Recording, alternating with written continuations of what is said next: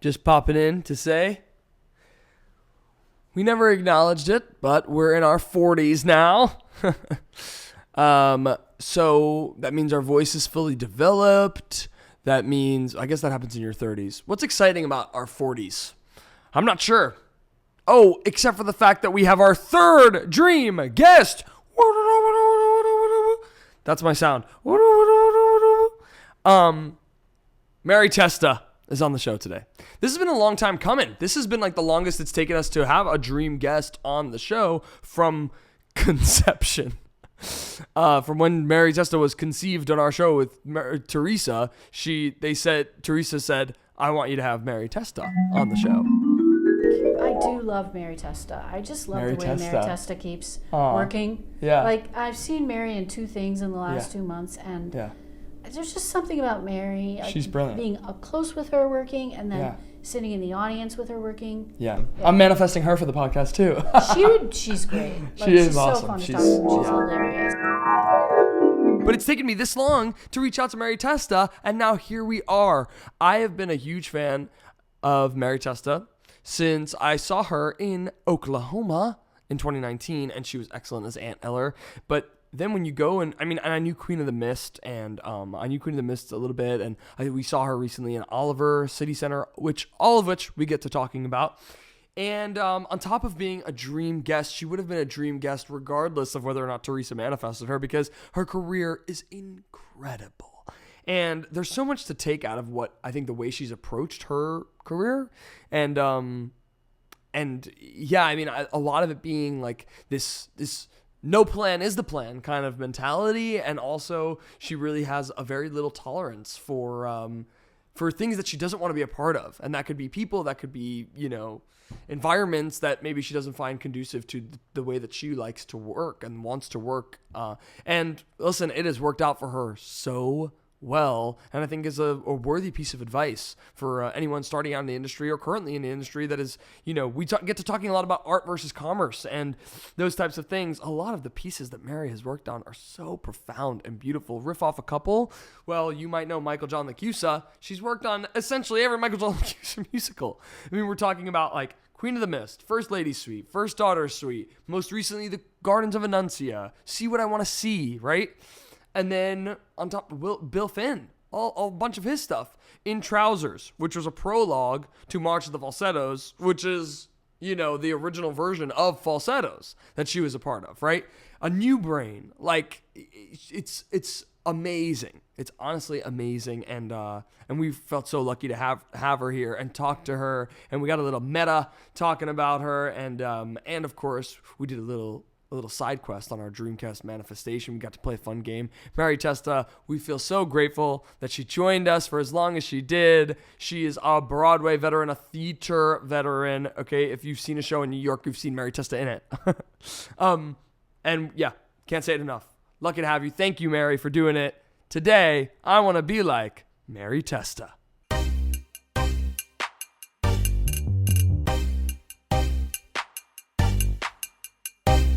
I want to be like you. I want to be like you. I want to be like you. I want to be like you. Welcome to another episode of I Want to Be Like You with Elbi Cespedes. Today, I want to be like Mary Testa. Oh boy. Thank you so much for doing this. This is such a treat. I've been looking forward. I have very high anticipation for this episode because I'm a big fan of yours already. Oh, that's so lovely. Thank you for asking, and I'm delighted to be here. Oh, yeah. So I've we saw seen you. some of your. You know what? I'm a big TikTok watcher. Okay. So I've seen a lot of little segments. Oh, on TikTok. awesome. I say TikTok. like so we saw you. I've only seen you in 2 shows, which the biggest one that I'm sad that I missed was Gardens of Anuncia. Yeah. So it was like right there, and I just like, we were out of town, and then it was just back and forth, but I really wanted to catch that one. But we saw you in Oklahoma and Oliver at City Center. Oh, wow. And you were excellent in both. Well, thank you very much. But I say like, in terms of the TikTok thing, it's funny because that is definitely where most of our audience is here watching. Goes my eye with the contact lenses. Oh, yeah.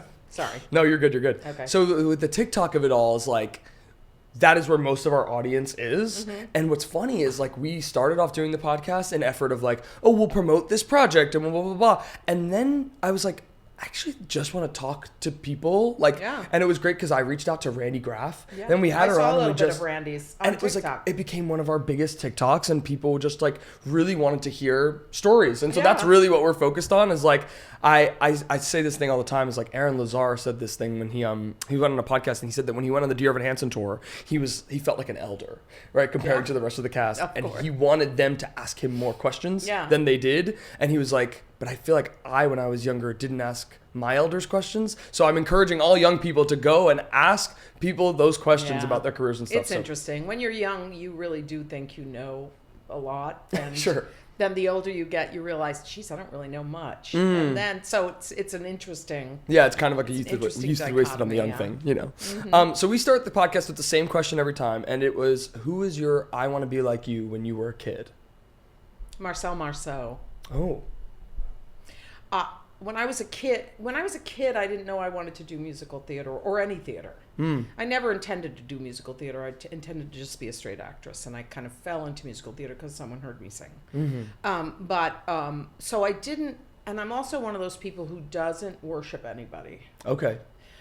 Because I have experienced, and a lot of people do, when you meet somebody that you think is so great and then they're really rude and then your dreams get dashed. Oh. So I don't have a worship gene.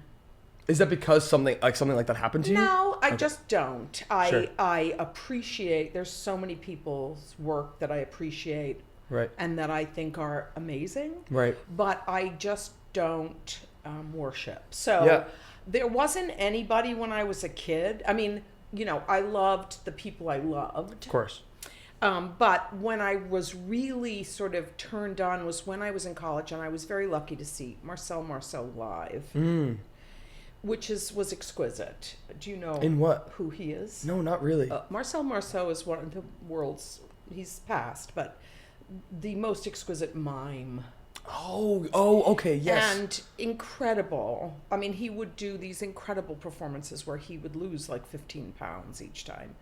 It just was so breathtaking to me that this man conveyed such incredible humanity and a connection to humanity without saying a word. And so I was blown away by him. And then I wanted to be a mime, and then I studied mime, and then I was like, oh dear God, I can't say anything. So I dropped that real fast. But so I would say that was the first time I went wow. Where did you see him live? I saw him in Rhode Island. Oh, really? Yeah, I went to the University of Rhode Island. Right. And I saw him there. And I saw him twice, which a lot of people have never seen him. So I encourage you to look him up. Yeah, absolutely.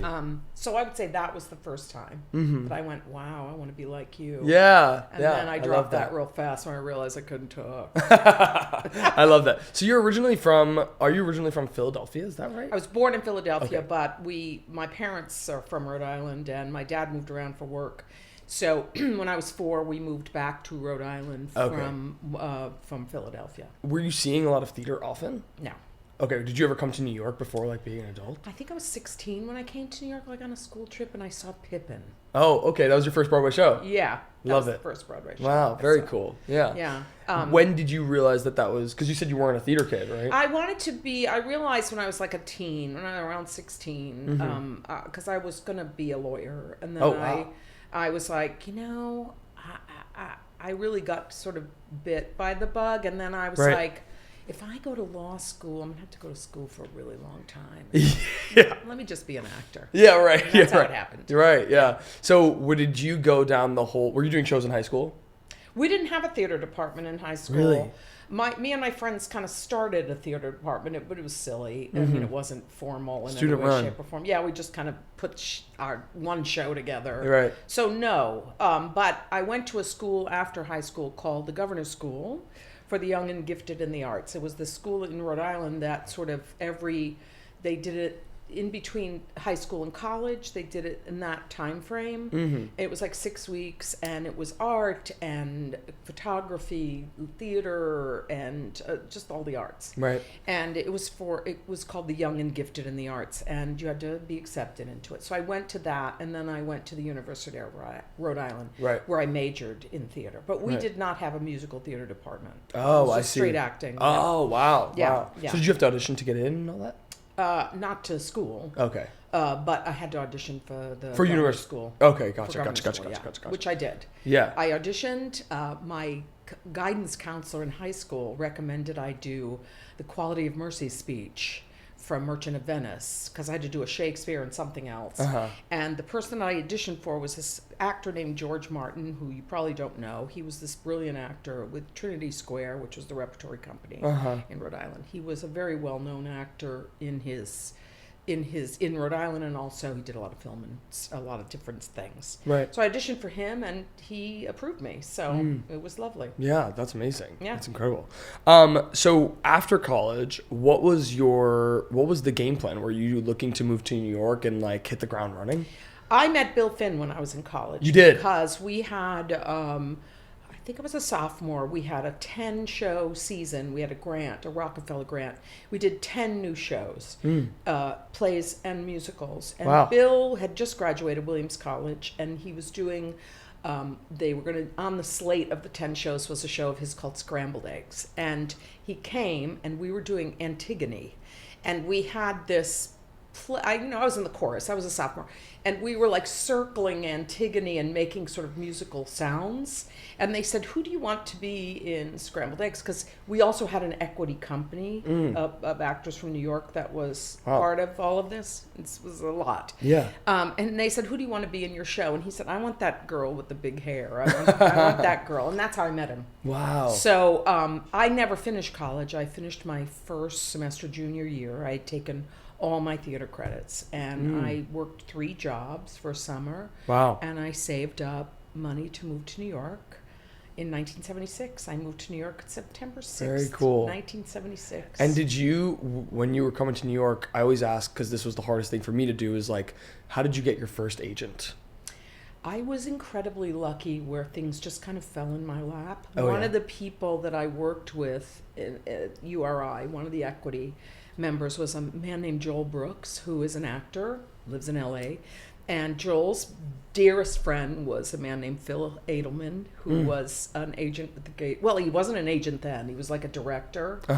And then he became an agent with the Gage Group. Oh, cool. And I just started freelancing with them. And then I also had a dear friend who was a roommate of mine for a while, named Fred Gorman, who has long passed. Was with an agency called DGRW, and he was the G. And I thought, I'm going to sign with the Gage Group because I don't want my friend and my roommate to be my agent. Right. So I signed with Might be a Gage conflict Group. of interest. Yeah, and so I've been with the Gage Group like since then. Wow. Yeah, for a very long time. Wow, very cool. That's incredible. What was the job that got you your first equity card? Was actually... It probably was in trousers. I think actually, no, it was the Rose Tattoo at the Long Wharf Theater. Oh, wow. I, again, from college, one of the playwrights that we did this big thing called Fog and Mismanagement, which was written by a writer named Jeff Wanchell, and they were casting, my stories are really like long. No. But they were casting the Rose Tattoo at the Long Wharf.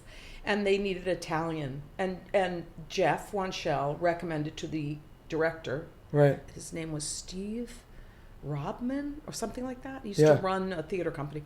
There's this young girl, Mary Testa. And so I went in and auditioned, and God, I had like 3 lines. I was like one of the neighborhood ladies. Yeah. But it was the most amazing cast. Right. It was Rita Moreno.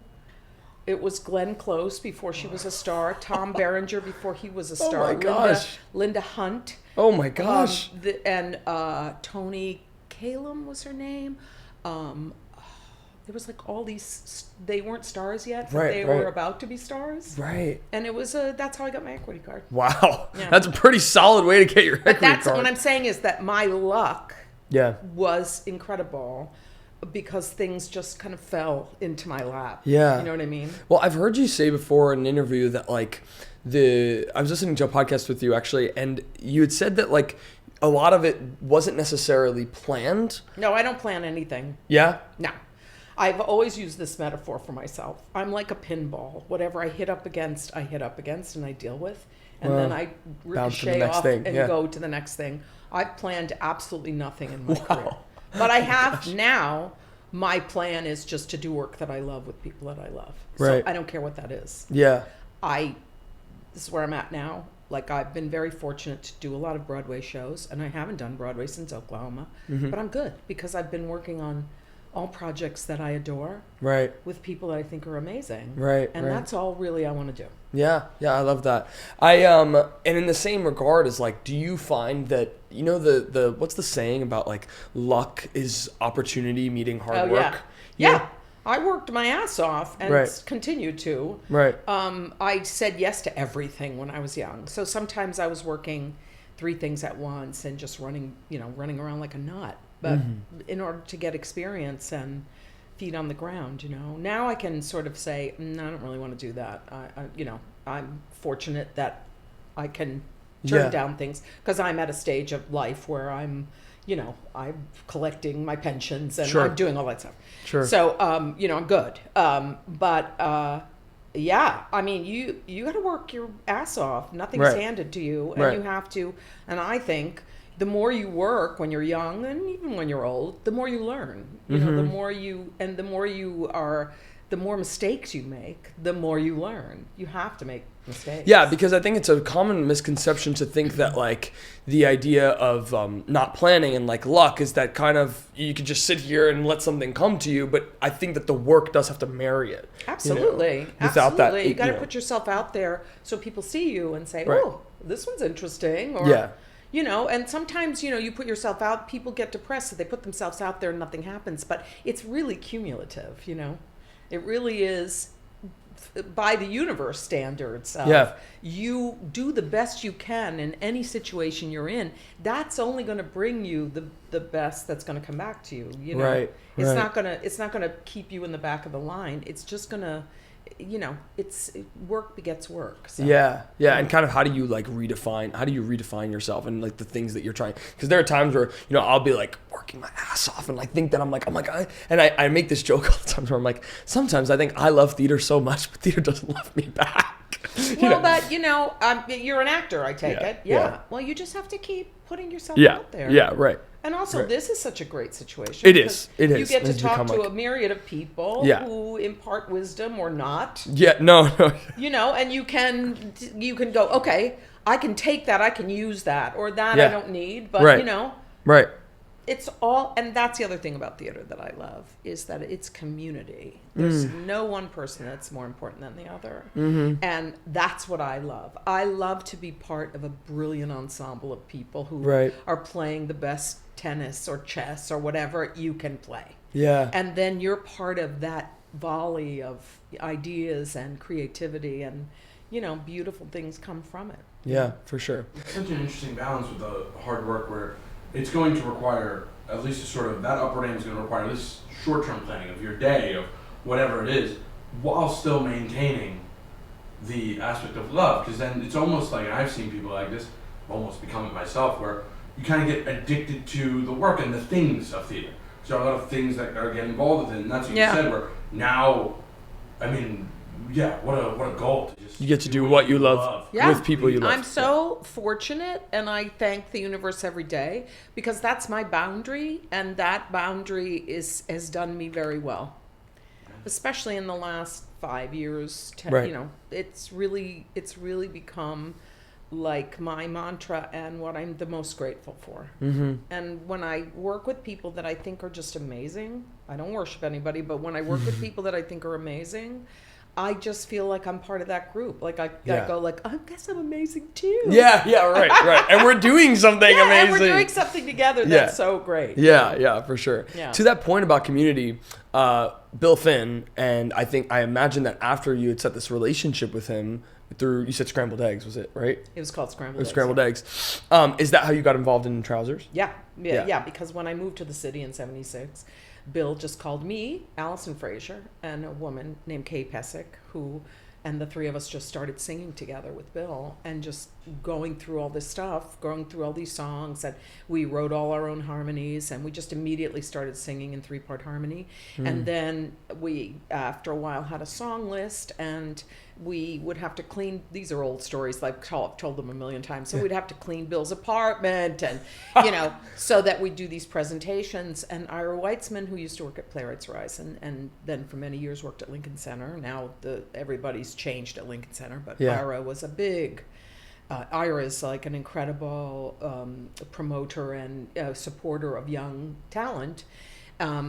And Ira came and said, we're going to do this at Playwrights Horizons. And so that's how it all came about. Wow. Yeah. Wow, that's huge. And Andre Bishop, who also used to be the artistic director up until just this last season. No, of Playwrights Horizons. Oh, of Playwrights Horizons. And then Lincoln Center. And then he was at Lincoln Center. Yeah. Wow. Yeah. Wow. So that's how it all started. Yeah. And talking about taking matters into your own hands, you're doing it in an apartment with a bunch of friends, right? That's how you guys knew each other. Yeah, he invited, we'd get, we'd clean, and then we'd put out wine and cheese and grapes and stuff, and then he would invite all these people and, some producers, and Ira went, this is amazing. Yeah. So that's how it happened. Was it In Trousers that kind of evolved into March of the Falsettos? Is that how it In worked? Trousers was the first part, and then March of the Falsettos happened, and this is another, I've told all these stories 6 million times. I went to the next step of March of the Falsettos. My character was Miss Goldberg, the teacher, and went to the next step of March of the Falsettos, and we were in a workshop, and we were making $75 a week. And that's when I got my first Broadway show. And that was the first time I had to say, okay, I love this project, but I also chose to be an actor, which means I have to pay my bills. Mm-hmm. And Broadway was going to pay me a whole lot more than, I think it was $400 a week then, in 1980. This was 1980. It's so bizarre, yeah. I know. And I was like, 475. I don't want to do this, but I have to do this. Right. And he didn't speak to me for a year, and he replaced me with people. And then it turns out what happened was my character had no place in March of the Falsettos. So it worked the way it should have worked, ultimately. It was very painful for me. Of course. He was so angry with me, didn't speak to me, and the whole thing was painful. And, I came into this show, Barnum, which was my first, as a swing and an understudy 2 weeks before they opened. Nobody wanted to have anything to do with me. 2 weeks before they opened? Yeah. Wow. That's when I was hired. And everybody's like, who is this? And she doesn't look like, I've always been curvy. Everybody was tiny, and it was a circus show, and she does not look like who we want to be and have in the show. So nobody cared that I was around, and I had to learn 6 tracks, and none of which circus skills that I could do. They hired me because I could sing the one black role in the show. That's why they hired me. And anyway, it was so painful for me because I wasn't part of. They didn't include. They were such a tight company group already. Of people who had just went through this whole rehearsal process. I understand that. Yeah. So it was very painful for me, and I couldn't get arrested during that time. The show ran 2 years. I was there I don't think I realized for 2 years. 2 years. Ran 2 years, and I ended up knowing the show better than anybody because I did 6 tracks, and I ended up staging the tour because I knew everything. Oh my gosh. It was crazy. Yeah. But I couldn't get arrested until the week before they closed. And then I got a job off Broadway and started the next day after they closed. So you were doing it for 2 years? 2 years, yeah. Wow. Yeah. I have a lot of funny stories from that show. How many times? Did you get to go on a lot? Many times. Really? Yeah, many times. Was that your first time swinging? Yeah, it was my only time swinging. Okay. I've done, that was the other thing. I've done that. Barnum, I was the swing and an understudy. Yeah. And then I was as a matter of fact, I have to tell you, you had, what's his name? Oh my God, now I can't think of his name. Bradley? He's lovely. I can't think. Lately, names and words are going out of my head. Richie, yeah. Richie was telling us, I happened to see on TikTok, he was telling the story about the night I was going to ask you about this. That was me that had to go on. I knew it. It was me that had to go on. He didn't mention me, but that was me that had to go on. And she'd had a meeting with everybody in the dressing room, not me, but with everybody saying, look, we've got to do our best. And so, yeah.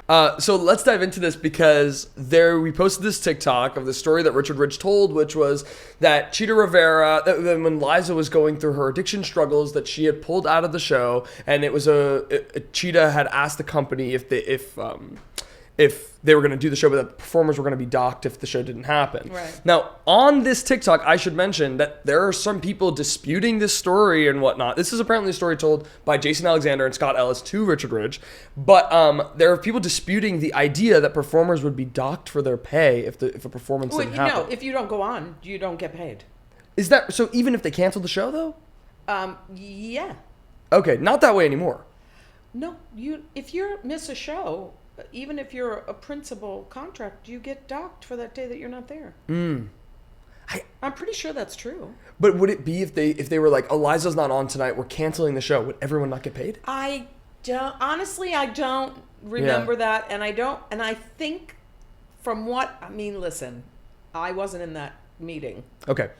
I was in the dressing room getting ready. Right. Right. I think also Cheetah was like, let's do the best show we can, and let's give Mary a chance to do this show. Right. Like, this was my first. I believe it was the 4th of July, too. Oh my gosh. It was the 4th of July, and it was a 2-show day. Oh my goodness. Yeah. And then what was funny about this is that this was like right as we booked you, right as I messaged you, I see someone commented, wait, so who went on for Liza? And it says, and someone commented back in all caps, Mary Testa. Yeah. So what was that experience was like for you? I mean, that's like, you're going into Liza's shoes and like. It was crazy. A whole bunch of people left. Yeah. People, when they announced that she wasn't going to be there, really, oh, good, a lot of that. I was young, and I did a lot of riffing, which was, stupid, but, I was young, and I thought I wanted to make my mark. Sure. But it was an extraordinary experience. First of all, because I had auditioned for the show. It was a role that was really good for me. Yeah. But, I'm not Liza, so sure. I didn't get it, obviously, and Cheetah was amazing to work with because she was stern, she was hardcore. Yeah. But she's so excellent, and it was a phenomenal experience. I went on for 2 weeks, and 2 weeks. Yeah, it was 2 weeks because she committed herself to the Betty Ford Center before the last 2 weeks of her contract, and Stockard Channing was coming in to replace her. I went on for 2 weeks. It was painful, weird. A lot of people said a lot of really stupid things to me, but I did it, and I was pretty good. Wow. Yeah. That's amazing. Yeah. How old were you at the time? This was 84? Yeah, that sounds right. Yeah, 84. So I was, I was 29. I don't mean to ask you your age in that 29. regard. I was 29. Wow. Yeah. That's incredible. Playing like opposite Cheetah. You were playing Cheetah's daughter, right? That was And did you feel the support from the company, from Cheetah, from? Sort of. Sure. Not always. Sure. Cheetah was wonderful. Yeah. Amazing that it's funny because the rink just became available for licensing now, like within the last 3 months, which is the nuts. rink is a beautiful show. And I know they just did a thing at CSC with Beth and Jesse Mueller, which I didn't see. Yeah, I didn't see either. It's a beautiful show. It's a beautiful score. Yeah. And the set was amazing. And I just, I would sit on the back steps every night because I had to be at the theater. Sometimes standbys can just call in, but I had to be there. Right. So, because of given Liza's situation. Yeah. And when she was incredible, she was breathtaking in the show. Right. Because she's got this intense vulnerability. Right. That was so beautiful. And the two of them, when she was healthy. Right. So anyway, it was an incredible experience. After that, my point of all of this was, so I did a swing and an understudy and then a standby. And then I said to my agents, done. We're not doing this anymore. Right. Because I have seen, and I yell at people that I know, I have seen like the most talented people keep doing understudies, and then everybody says, oh, they're so reliable as understudies, and that's what they hire them for. Yeah. And I'm like, if you don't say no, you will continue to be hired as an understudy. It's this like labeling, right? It's like it's well, they're just reliable. Right. And then and you that's what I mean about boundaries, and you have to draw the line in the sand yourself. And say, no, I'm not doing that. I'm not doing that anymore. I want a part. I don't want to cover somebody. Yeah. So that's my lesson. That's what I did. Everybody's different. And in Everybody theory, has you're their taking own. this risk of like, losing might out, not missing work. out on certain jobs. Yeah. It's all right. And, Right. And as from a producer's perspective, they're going, well, it's like insurance. Exactly. And you're really good and you're really reliable, and it's good insurance. Yes, and we know we're covered if something happens, and we know we're covered with somebody who's great. But then that person never gets a chance to be it because Right. they're always second it, Yeah. And I know, I'm not going to name names, but I know Sure. a number of people who keep understudying who've, then they're not considered, Yeah. Do you feel that your time swinging and understudying in Barnum prepped you for the rink? Not literally, but No, but what it did do is give me, I realized that really I could do anything. Yeah. Like after learning, I mean, believe me, it was hilarious. And I'm not a circus skill person. Sure. But there were plenty of people in the show. Like they had wire walking and juggling and baton twirling and like there's all this stuff that I couldn't do. But what I could do was sing this very low role. But also everybody in the show wanted to do other circus things. So Right. when the wire walker was out, they would switch around, and the person who wanted to do, so all I had to do was slide on a Spanish web, which is this big thick rope that had to climb up like 25 feet and then slide down the web, and it never got easier for me. I was always terrified. But Oh my god. yeah, it was crazy. I have the craziest stories from Barnum. I can't even imagine. Yeah, and we don't have to go through them, but I have crazy stories. But it made me realize that I could do anything. Gave me confidence to know that whatever the task at hand is, I could accomplish it, no matter how bad I was at it. I could still stand on the stage and do it. Right. Right. I have two things in regards to this that I don't want to forget is with the rink, right? It's like, it's funny because a lot of the times people are buying these tickets to see Liza, right? Of course. And so I went to go see Cabaret, whatever it was, a year ago now, and we weren't going for Ali Carrallo, but she was out, and I'm sure that there were people there who were there for her. And I want to make this point because it needs to be made time and time again. The understudy was remarkable. The understudies are always remarkable. Yeah. And that's what's not fair about it all, because people are people, and they come to see a show because something's been hyped, or Right. they either want to see it or somebody's been hyped and they Right. want to see that person, but they're never going to have a bad experience with an understudy. No. Understudies are always remarkable and hardworking and saviors Yeah. for the shows. Right. And so if you go to a show, and I hear they're not going to put in understudy slips anymore. Did you see That's that? in the new equity contract. That's think one of the that's things that equity gave crazy. up. Yeah. It's a QR code now. So you'll scan a QR code, and then whoever's gone on for the last 30 days or so will be within that QR code. That's like the new. That's really stupid. And frankly, what they were asking for was to remove playbills entirely. That was what was being asked. No playbills? Was for playbills to be digital, right? Digital playbills. That was what was A being lot asked. of them are now. Yeah. I mean, off Broadway, a lot of them yes, are. they're always.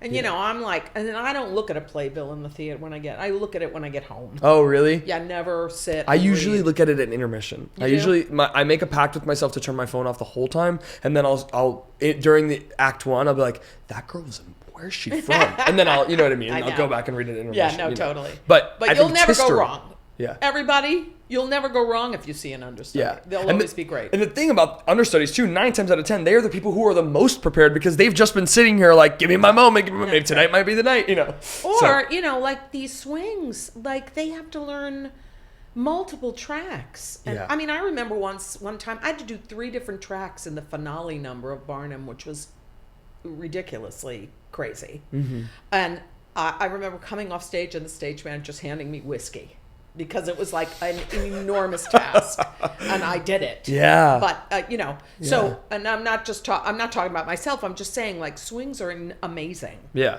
Amazing. Well, especially in the last couple of years with COVID, you really never knew what was going to happen. That's exactly right. Yeah. Yeah. Yeah. Yeah. I want to ask you a little bit about when we always ask this question is after you've done your first Broadway show. I know in your case you were saying that you were waiting for the next thing.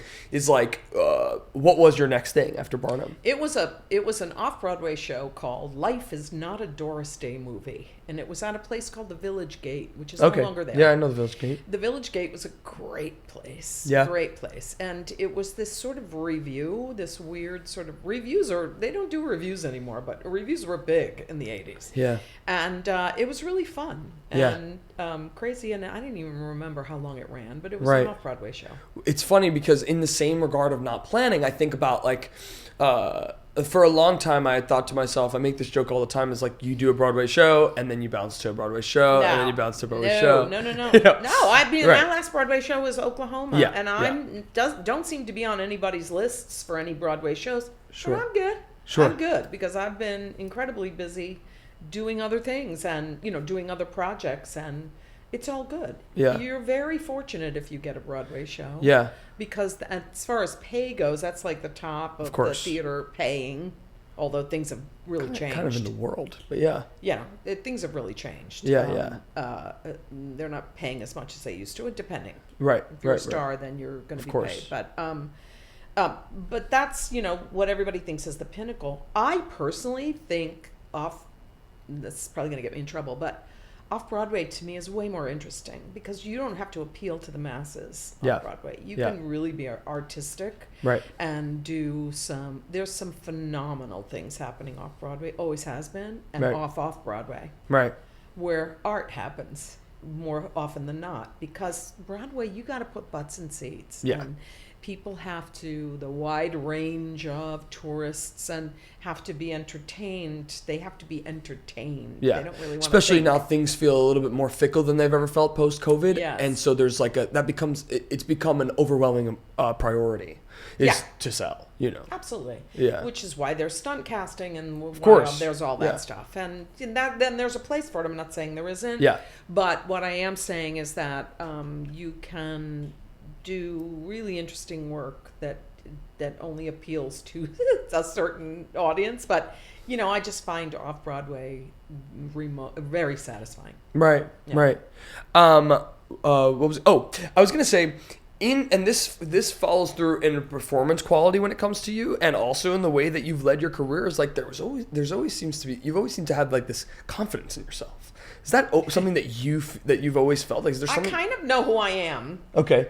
I also, like I said, I just kind of am a truth teller. Yeah.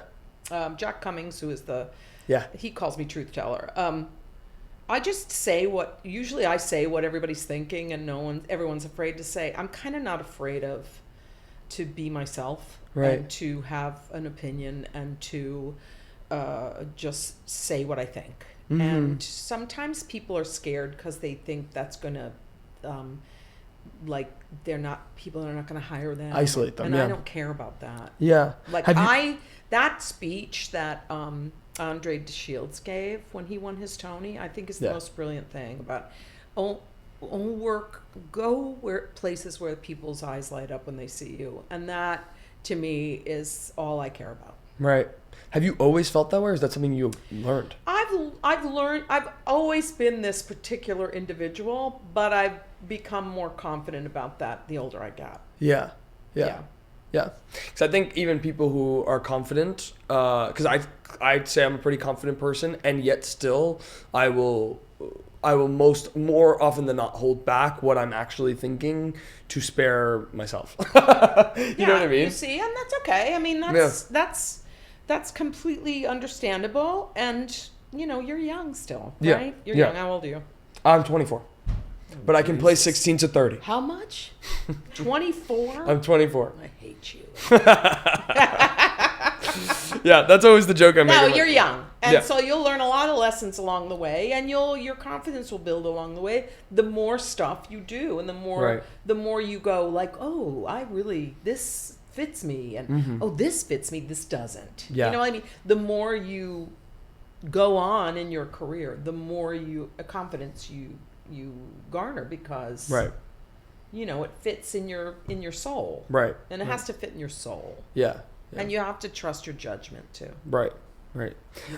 Yeah, go for it. There's this idea that like it's almost like life is almost better lived when you know everything, but we never really know anything. No, you don't really know anything. We're No. going But into it but you need to know who you are.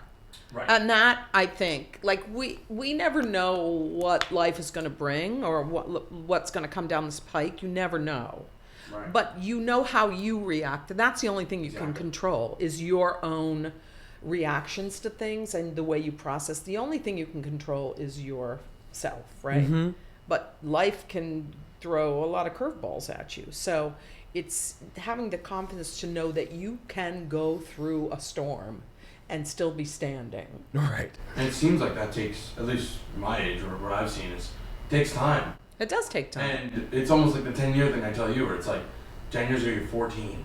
And Yeah. Yeah. You've only had this amount of time to. That's exactly when right. you're how conscious have we really been to know where we are, know ourselves fully, and if that takes time, then eventually it's gonna keep compounding to the That's point right. where we can. I'm very impressed that you're 24 and look what you're doing. Oh, that's sweet. Thank And you. you're talking to all these people of various careers and ages and stuff like that, and I think that's really to be applauded because thank you're you. learning by talking to people. Yeah, and it's been a for both of us, it's been a huge labor of love and a big, really a blessing to be able to talk to people like you and gain. I've gained so much already. You know, Yeah, we've really, that's you the know, thing. Yeah, You know, I yeah. think that's spectacular. And also, I can tell you that, and I was talking about this yesterday, is like the tick tick boom effect always like kind of hovers right here where it feels like you're constantly running out of time. You know what I mean? Of It's course.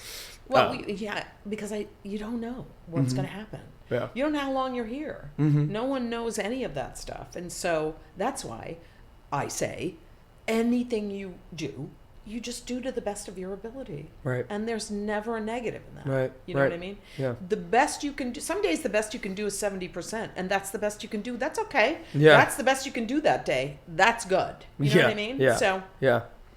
I have to ask you about this Marilyn and American Fable. I have to ask you about this show because this feels like it's like when Smash came out, it's like, oh, they should make a Marilyn musical. I was like, well, they did, actually. Well, they did. And it ran 17 performances. We previewed forever. Yeah. And then we opened and then closed immediately. What is there to be gained from an experience like that? Like especially having come from your first Broadway show that you were in for 2 years. I know, it's just because I couldn't get arrested because I was trying to get out. Yeah, right. Trust me. But it was an interesting experience. It was doomed from the beginning. Why is that? Because there was half of the producers were from New York and half were from California. So Okay. there was never a meeting of the minds. Okay.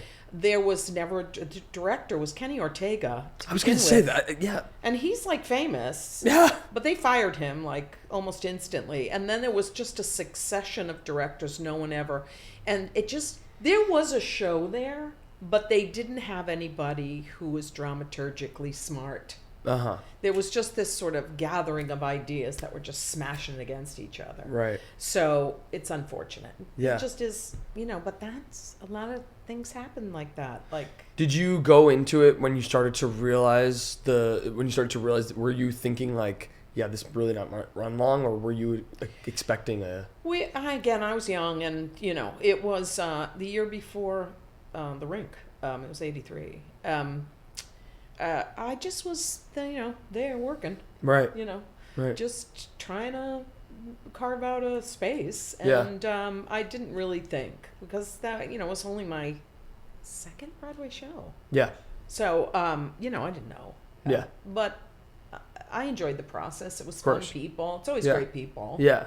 Actor-wise, Mhm. and yeah, it was crazy.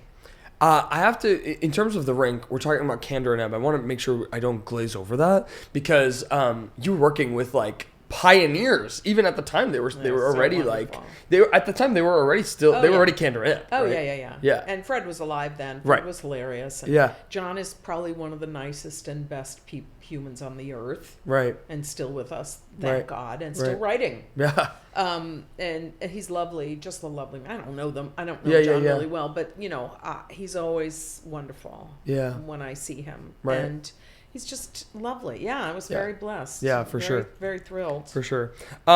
I want to jump to Lucky Stiff, which feels like this like cult sensation type of show. Mm-hmm. I wish I knew it better than I did, but we went the all-girls school that needed boys to do shows in high school that we did shows at. Is that right? Did Lucky Stiff the year before I did shows with them. So I had known it through them because I had like seen it in passing when I was like 13 or 14 years old.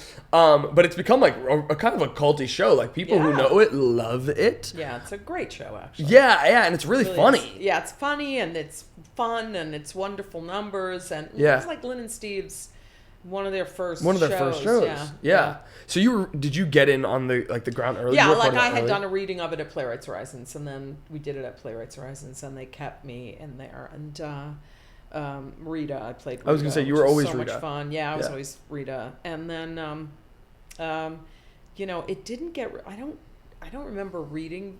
I stopped reading reviews. Not then though. I still read reviews then, but I don't think it was reviewed well. I think Frank Rich reviewed it, and I think he said something like it's pitched way too loud or something like that.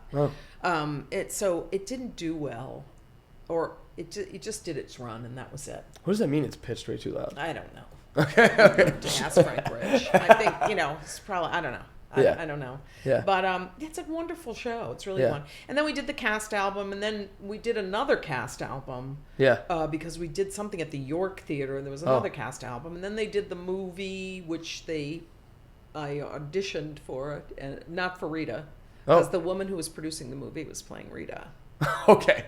Noted. Yeah. And I was in California at the time, visiting friends or something, and I went to this audition, and I just remember, and this is another thing that I'm very much do. It was, okay, now I can't remember his name. He directed Xanadu. Chris, this is terrible. No, he's he directed Come From Away. Chris Ashley. Yes, thank you. Chris Ashley was directing the movie, and went in and he said, and there was the albums on the desk that they were sitting on. And what are you gonna sing for us, Mary? And I was like, I'm on all of these recordings. Like, I don't know. I've only been a part of this show since the ground floor. And so I didn't get it. I think I was auditioning for like The Maid or something. Okay. I didn't get it. Yeah. I didn't realize there was a movie until I started doing research for this. I had no idea that was even a thing. I never watched the movie. Yeah. Sometimes you have to just separate yourself from things. Yeah, right. Let's talk a little bit about, I'm going to do a big jump to funny thing that happened on the way to the Forum. Okay. Because this was a huge deal. This is definitely the biggest part you had on Broadway to that point, right? Yes, because I had been blacklisted for like 12 years from, I had done, this is another old story that I've told a million times. I had done a production of Company. Playwrights Horizons had a theater out at the Old World's Fair. Okay. And I had done a production of Company where I was not a Sondheim fan because I didn't listen to musical theater. Yeah. I just didn't. Yeah. And so I was doing Marta, Another 100 People. And I said to Michael Starobin, who was the musical director, this song is boring, these long held notes. I'm going to riff on all of them. So I did. And people either really loved it or really hated it. I'm gonna condense this story. Yeah. And so at one point they came to me from Playwrights Horizons and said, we're worried about your career because we're getting a lot of phone calls of people complaining about what you're doing. So I went to the director and said, Andre Ernaut, who's since passed away, wonderful Belgian director, and I said, do you want me to do anything? He's like, darling, I love what you're doing. Don't worry about it. So Sondheim came to the show, and I walked right up to him because this is who I am. I said, do you have a problem with me? And he said, yes, you're singing 2 intervals wrong. And then corrected me on the intervals, but then I think always hated me. But the biggest casting people during that time, during the 80s, was Johnson Liff. Yeah. They controlled everything, and they cast all of the big Brit shows that were all the Broadway shows, like Les Mis and all of those shows. And Andy Zerman, who was a casting director, he's since passed as well, called my agents and said, I don't know who this girl thinks she is, but we will never see her for a single show. And so I, being me, said, I don't care. Whatever. I've got I got stuff I'm doing off Broadway, and I'm doing all, I'm working, I'm doing concert work, I'm doing all kinds of stuff. Whatever. I don't care. 12 years later, they called and said, I think we made a mistake about her. And then they weren't casting Forum, but then I got Forum. Forum just came out of the blue. Oh my! So they said, who did they say that to? My agents. They did. Yeah. Oh my! Bold choice in a show. Gosh. But then Forum, they didn't cast Forum. I don't remember who cast Forum. Yeah. But then I auditioned But for it's just a Forum, word and of I mouth got thing. Forum. Yeah. That's insane. No, I didn't care because I still had that sense of, hey, if you don't like me, then I don't need to work with you. Right. No big deal. Yeah. But it's interesting because it sounds like it came more from like the peanut gallery than it did actually your director or even Sondheim or even... Well, Sondheim, I think, always hated me. Really? Yeah, Why? I was never seen for another Sondheim show, ever. Wow. I've never been seen for a Sondheim show. Right. And you know what? I'm good. It's good.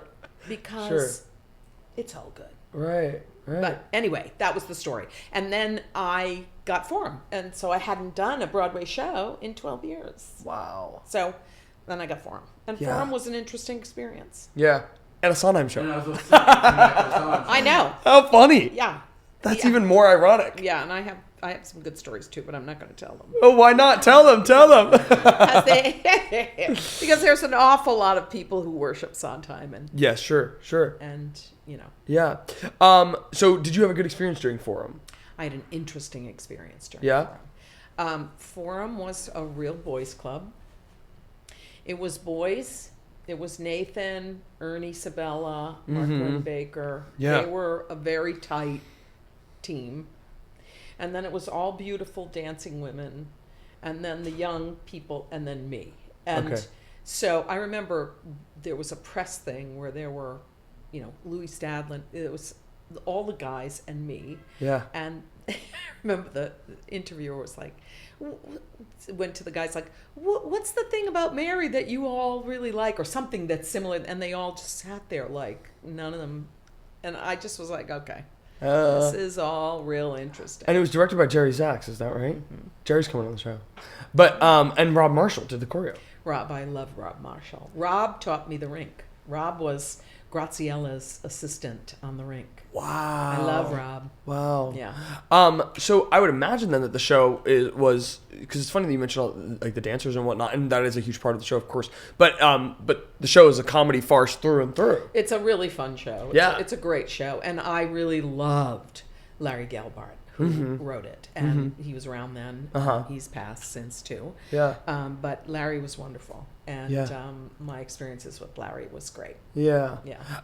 Talk to me about accessing comedy in a show.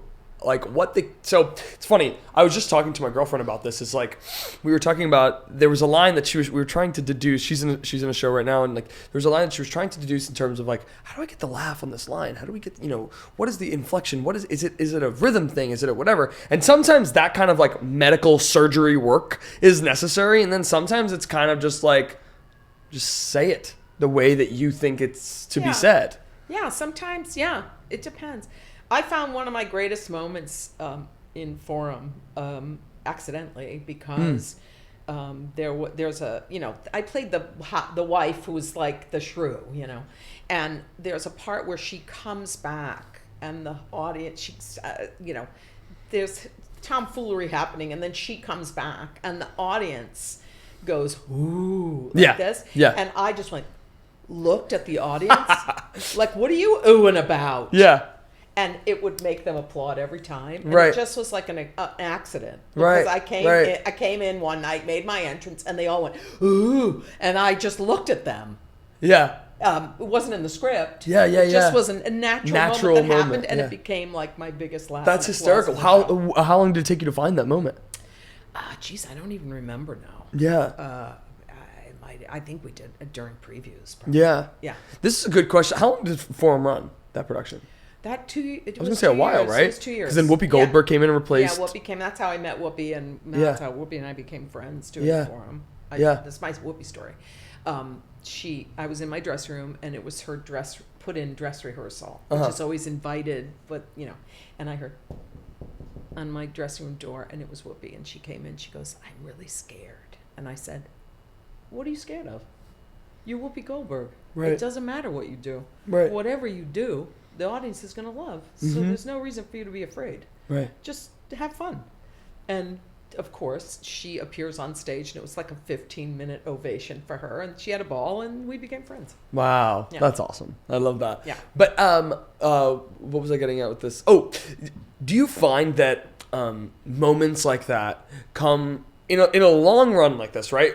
I've heard Martin Short say this before. He was like, someone came up to him and was like, all these people on opening night, you were excellent, you were great. And he's like, oh, really? You should see me in 3 months. And like, do you find that those moments come to you throughout the run like that? Yeah, absolutely. Because it's also, it takes a show about 3 months to breathe. Mm-hmm. Once you've come out of a rehearsal process, once you open, once you've stopped rehearsing, right? It takes the show it takes about 3 months to relax and breathe, right? And for people to find stuff, right? So I think that makes absolute sense. Yeah, because you find that even the longest run I've ever done of a show myself is 2 months, and it's one of those things where you go I'm not sure that this show, aside from the words and what we were doing, literally is the same as when it was opening night. Of course, because it breathes. Yeah, and it's live theater, and things happen, and some moments happen, and a pause which maybe was one beat becomes two, or whatever.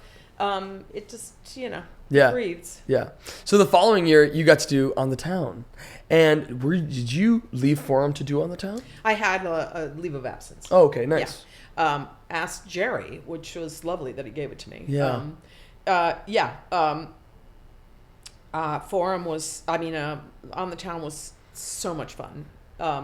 We did it in the park first. We did it at the Delacorte. Unbelievable, at the Delacorte. Which was fantastic. And then a year later went to Broadway, which it wasn't as successful on Broadway. How come? I don't really know. But, again, it was the choreographer. They couldn't find a choreographer they liked. In the park, it was Elliot Feld. Okay. Who's a modern dance, has his own company. I don't even know if he's still alive. I actually don't know. But, just you never know how things are going to go. Yeah.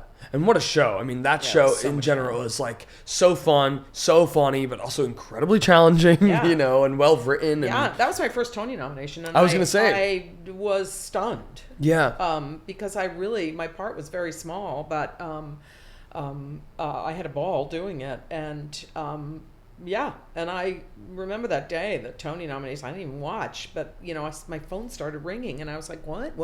Oh my God. And I wrote down everybody who called me, and I had about 70 people who called me that day. It was really crazy. That is really crazy. Lovely. Yeah. We've talked to Brad Oscar about this, where he mentioned the difference with Tony, and we talked to Michelle about this too, actually. It's with the Tonys, right? It's the press that you're doing for the Tonys. And Brad was saying that when he was first nominated for Tony for the producers, that it was one thing, right? And then when he was nominated for Something Rotten, it was almost a completely different thing in regards to that exact thing, the campaigning, the press, that whole... I hate all that. Yeah. It's not for me.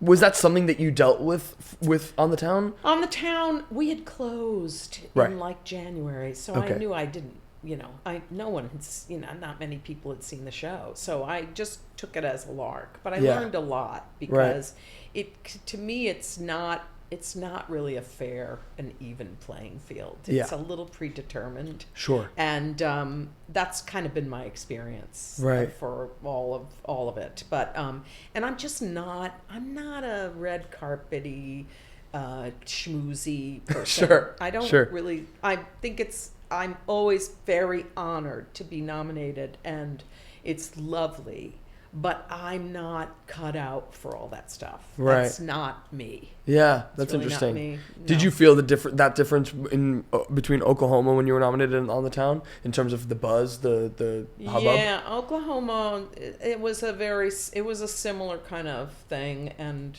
I loved that show, and I was very proud to be part of that show, and I'd been part of it for many years because we started at New York Theater Workshop just working around a table. So I had been involved with that show for 4+ years before we got to Broadway. So I was very thrilled. But, it's just that whole thing is just not for me. Yeah. It's not for me. Yeah. No, I hear you. I get that. And I remember Randy saying that she had to hire a publicist separately for... I never did. I never hired a stylist. I did everything myself. Nobody ever took that many pictures of me. Sure.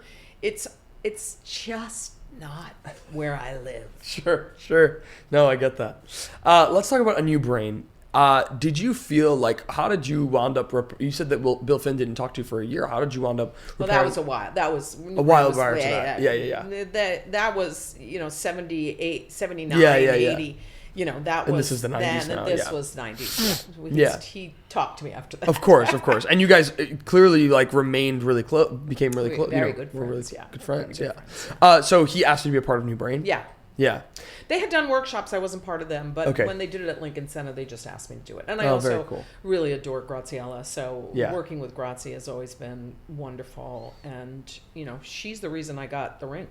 Oh, really? Because apparently when I auditioned to be the new standby, because I wasn't the original, it was Lenora Nemitz who was the original standby. Okay. Lenora left and they needed a standby. And Okay. Grazi said, because she told me this, the only person on that stage with star quality is Mary. So that's how I got it. Wow. Yeah, that's how I got it, was Grazi. Because Grazi was the choreographer. Wow.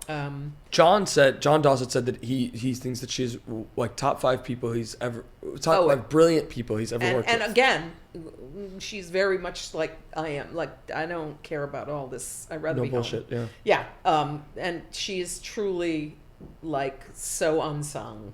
Yeah. Does not have half the due that she should get. Right. Grazi's wonderful. Now she's retired and Oh, is that right? Garden. Yeah. Oh, good for her. Don't want to do anything anymore. Yeah, sure. I want to ask you a little bit about how you got involved with Michael John LaChuisa. I don't remember how I met Michael John, and I think my first show with Michael John might have been Marie Christine. Yeah.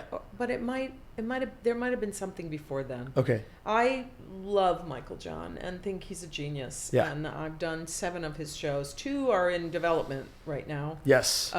I just think he's spectacular. Yeah. And I adore him and will do anything with him. What do you think in regards to Bill Finn and Michael John LaChuisa, who you've had such close relationships with and worked with, and also personal relationships with? What do you think about their work that resonates on a different level? Does that make sense? For me, and I can't really put it into words that are going to make any sense, but it's something that just hits my soul. Yeah. And I know that it's for me. Right. The other person that I feel that way about is Heather Christian, who, she's got oratorio for living things. Yeah, now. of course. She just won the Genius Grant, the MacArthur. Wow. This woman is extraordinary. Really? Extraordinary. And I've worked with her a couple of times, and I'm fortunate to work with her again in December. Oh, nice. So it's just people that I think are just genius. Mm-hmm. And their work, it moves me in ways and just touches my soul. And that's how I feel about all 3 of them. Mm-hmm. And so I feel very fortunate to sort of be in their world. Once having worked on Marie Christine with Michael, assuming that was the first show, with Michael John, was that something that you, was there a feeling where you knew, similar with Bill Finn, I mean, you were so young at the time, but did you feel this is going to be a match made in heaven? Yeah. Yes, because it was Grazi who was directing it. Yeah. And it was a beautiful show. And again, did not get his due. We were in tech rehearsal for Marie Christine at Lincoln Center up in the Beaumont when they were doing Contact down at the Mitzi Newhouse, and came and said to us during tech, and I'll never forget this, we're moving Contact up here. And we hadn't even started performances yet. And you guys were intended to be an open run. Yeah. It wasn't a limited engagement. Well, it's the engagement that it is. And then, sure. And we all were like, what? And so it just spoke to us that they didn't really have faith in the show. Huh. And they moved this small show up into the Beaumont, and it was like, what? And this show was written for Audra, and it just was a little mind-boggling. I thought it was a brilliant show. Right. I mean, obviously people have their opinions. The music is so beautiful. Oh my God, it's ridiculous. It's And as a matter of beautiful. fact, I just worked with Anthony Roth Costanzo, who's a brilliant opera singer Mm-hmm. and has an opera company in Philadelphia, and gave him Marie Christine to listen to, because I'm like, this should be an opera. Oh. It should be done, and he loved it. So we'll see what happens. Yeah. Can you, I don't know it as well as I'd like to. I know it's based briefly on Medea. It is Medea, yeah. It is Medea. But it's set in New Orleans. New Orleans. Voodoo, New Orleans, yeah. So cool. It's so good. Yeah. So you said Grazie got you the job, or how did you get involved? No, they just asked me to do. Marie Christine. They asked me to do. Very cool. Yeah. Was that your first time receiving like an offer like that, aside from like the Bill Finn stuff and stuff? No. Okay. No. Yeah. So talk to me a little bit about 42nd Street, because who did you play in 42nd Street? I thought Maggie Jones. Okay. Maggie Jones and Bert. Remember Bert? That was Jonathan Freeman. We were the writers of the show. Yeah. Okay, great. How did you get involved in it? I was offered it. Yeah. I had to meet with Mark Bramble. Yeah. And I was offered it. And it was a difficult experience. How come? Because Mark Bramble was difficult. Okay, gotcha. He's gone. Yeah. Now too. Yeah. It was a difficult experience, but it's an amazing show, and the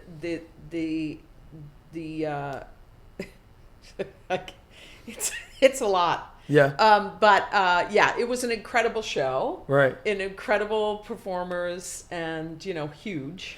Well, 42nd Street feels sacred in a way. Yeah, it is kind of. Yeah. Because it's like it was such a super duper success, and kind of exists in like this paradigm where like you don't really want to touch 42nd Street, and if you're gonna bring 42nd Street back, you're gonna do the Gower Champion 42nd Street. Exactly. But the thing is that the director, who was, when I met him during Barnum, was basically like a coffee boy, was Michael Stewart's boyfriend. Okay. So when Michael Stewart died, he got the rights to all the shows. Oh. He's not a director, and he was particularly hated on me. Okay. So the experience was hard, and then Jonathan and I were in it for 2 years, and our contracts were up, and the Dodgers were like, "We have to let you go, both of you, because it's going to be a bloodbath to try and get you to stay," because the director, who never went away, hated us. I see. Because we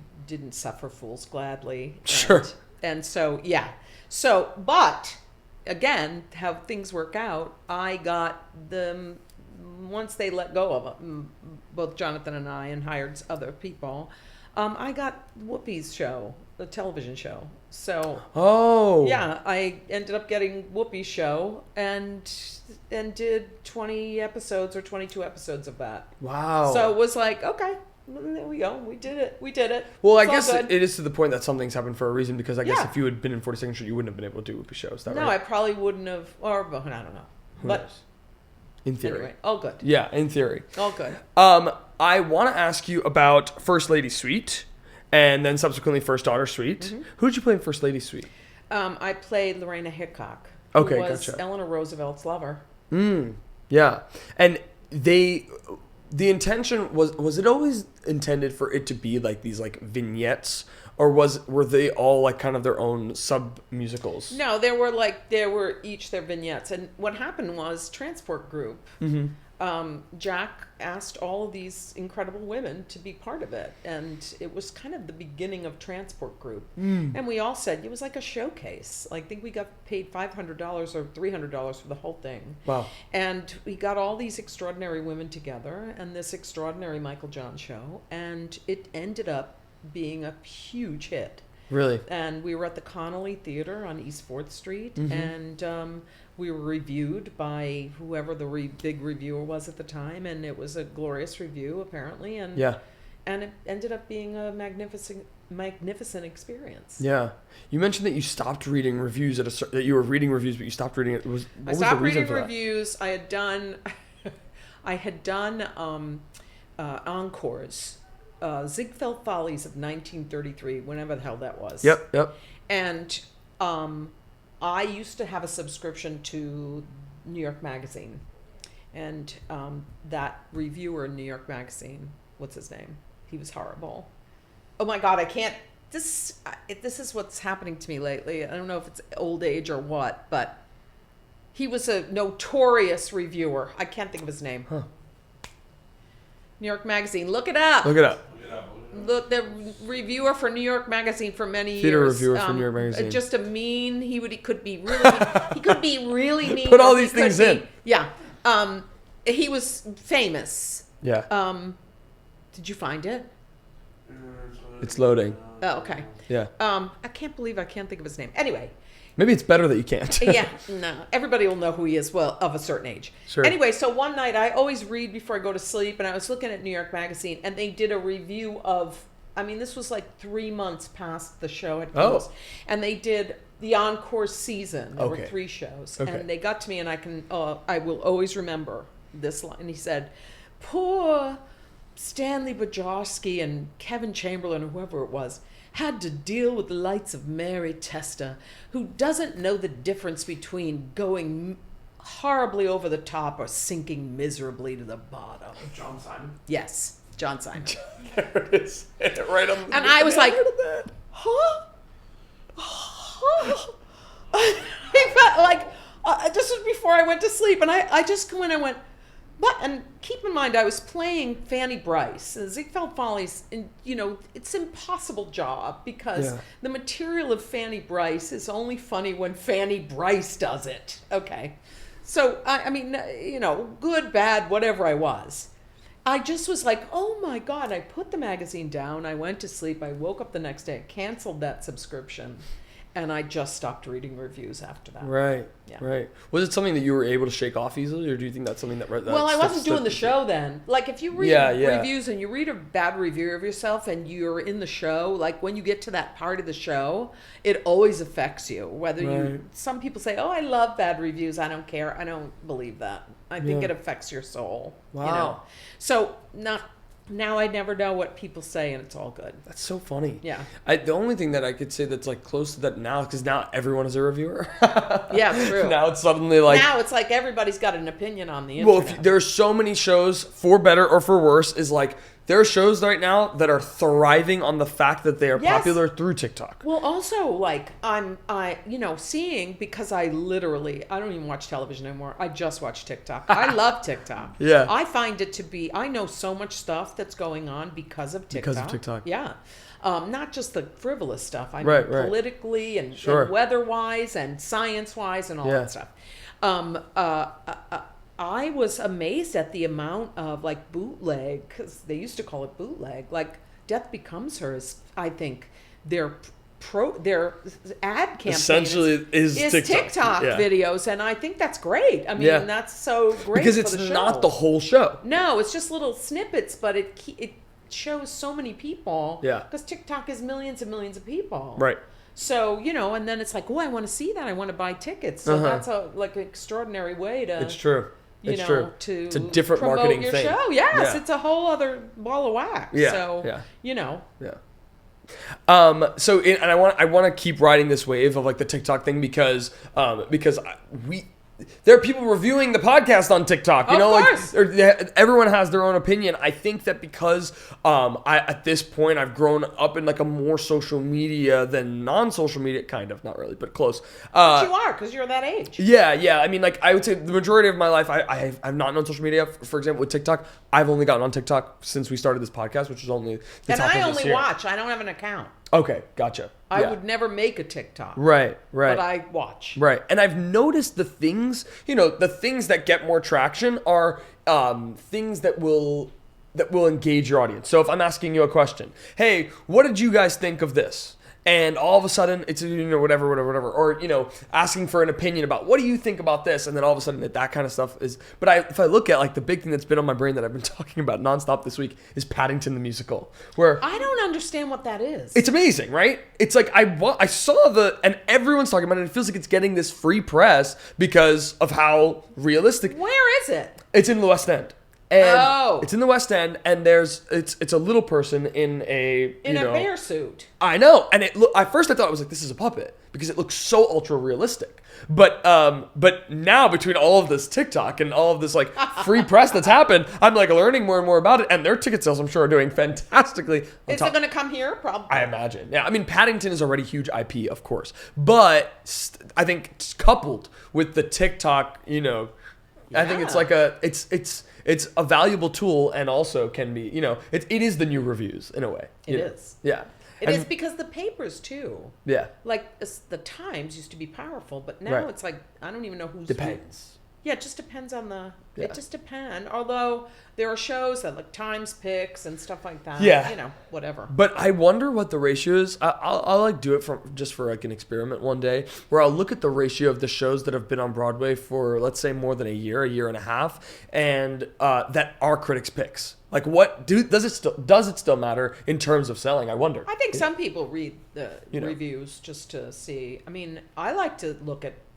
As long as I'm not in them. Yes, right. I mean, I like to look at other reviews just to see what. But there are some shows like, a show like off the top of my head, like MJ, that show was going to run no matter whether or not they got a good review or not. And that's great. I loved that show. It was a blast. I mean, all you want to do is dance. Yeah, right, right. Yeah. But you look at a show like maybe Happy Ending, and of course they got a good review and all of the good hubbub. That show is probably a show that might have needed it more. Yeah, totally. I got to go see that one. I haven't seen it yet. Oh, it's great. It's I know. fantastic. Yeah. I know it's going to be right up my alley. Yeah, it's beautiful. Yeah. Let's talk a little bit about Chicago. I just saw Chicago last week. We had James T. Lane on the show, and he's in it right now. And when you go backstage in Chicago, they have the list of anyone who's ever played the part ever. Is that right? Yeah, so we took a picture of your name actually because it's like under every mama that's ever been. I was right after Ann Nathan. Oh, very cool. Yeah, I followed Ann, yeah. Yeah, and there was like Michelle, and then there was after you, Sofia Vergara. Yeah. No, I was very grateful for that. I did that for 3 months. My mother had just died, and they offered it to me, and I was like, this will be good. Yeah. And I walked in the theater, and I started rehearsals, and they put me into the show. And I walked in the theater. One of the dancers, I think it was Sean, said, "You're gonna get real sick." And I was like, "What?" He said, "You're gonna get really sick. The theaters are full of mold and hard. They just paint over shit. You know what I mean?" And I got really sick, and I was out of the show for I just had gotten in the show, and I was out of the show for 10 days. What? Because I got really sick. I lost my voice. I just got really sick. What in the world? That's crazy. Well, because theaters are really dirty. Yeah. And they don't. I wouldn't think that, They don't though. power wash them. They just paint over stuff. So there's a lot of mold and a lot of stuff in older theaters. Wow. Yeah. Wow. That's crazy. Yeah. I did not realize that. But that part is such an interesting part. Oh my God, it's so much fun. Yeah. It's so easy. It's like you It is a walk princess out. track. It's like Madame Morrible, because I've done that too. Yeah. You walk out, you say a couple of lines, you go sit down. You walk back out, you sing a song, you go sit down. But with Madame Morrible, great. you have this whole big get up, and you're on a great stage, true. and That's all true. this That's stuff. true. But, It's true. But with Chicago, it's like, and yet, when I saw it last week, I was like, this is still great. It's a great show. It's a great show. And they really hit gold by doing it at Encores. It started at Encores. Right. And doing it so minimally. I mean, because the message of the show is always relevant. Of course. Always. You know Yeah. what I mean? And it always will be. And yeah, go for it. Yeah. No, I was gonna say, and they've made it clear that they can put a lot of people into the in and out of this show. They can stunt cast. They can. Yeah. Tam's doing it now. Yeah. Yes. Tam Mutu, yeah. Yes. Who's yes. wonderful. I love him. Yes. And he did Oliver. He was in Oliver. Yes, he was Bill Sykes. Yes, he was totally. fantastic. Yeah, and we he's saw great. him in Take the Lead at Paper Mill this year, and it's the He's thing great. I've been thinking about it nonstop. He's a we saw it big, twice. handsome. Oh, he's fantastic. He was great in the show. We Yeah. saw him in Yeah, it. He he's was great, wonderful. and it's Mira Sorvino's Yes. Roxy, and Yes. the guy who played Amos was fantastic too. Yeah, it's just a really, it's great. It's a great show. Like anybody can have a time there. You know what I mean? Yeah. It's a wonderful show for a bunch of people to come in and do. Yeah. And but also it's incredibly deep. Like if you really, the first time I saw it, I didn't understand it as much as I do now. When I saw it this past time, I was like really struck you by could do it. Billy Flynn. I would love to do Billy Flynn. Putting it You're into too the young right ether. now. Yes. You're But too putting young. into the ether. Yeah. Exactly. Okay, let's talk about See What I Want to See. This was like this I love See What so I Want to I was they were doing it out of the box theatrics last year. I saw it 2 years ago the maybe. Asian version. Yes. Yes. And I was going in for it and I was like, I want to know what this I think I was doing a dance call for it or something. Anyway, I was like, I want to know what the show is because it feels like I know about a lot. Michael John LaChuisa came to college when we were there. Yeah, I'm sure he did. Yeah. And he did a workshop and he was just like brilliant. And I was like, let me get to know all of his work. And yet somehow See What I Want to See slipped through the cracks. And I was at the time, and still am, like a Dexter fan. So I was like, Michael C. Hall was in this. I was like, oh my God. And Adina. And like, so where was that? Where was See What I Want to See? It was at the Public. It was? Yeah. Wow. Mm-hmm. And was it one of those things where Michael John asked you to be involved in it? Yes. Very cool. Mm-hmm. Yeah. Can you talk a little bit about what See What I Want to See is about? It's two different. It's two shows. The first is it's very Japanese in its spareness. The first show is Rashomon, basically the Akira Kurosawa film. It's based on that, where it's various stories, various takes on this same story, a murder story. And then the second show was about the second act is about a priest who loses his faith after 9/11, and stages a miracle to how can I put this? It creates a miracle so that the people come to show that it's, not worth anything, and then a miracle happens and he's the only one that sees it. Right. And you have this killer song in that second two act. Killer songs. Oh my gosh, that song, the song I'm talking about is the one I'm blanking on the name of it right Miracle? now. There Will Be a Miracle? Or Greatest Practical Joke. Yes, the Greatest Practical. It just I was listening to it.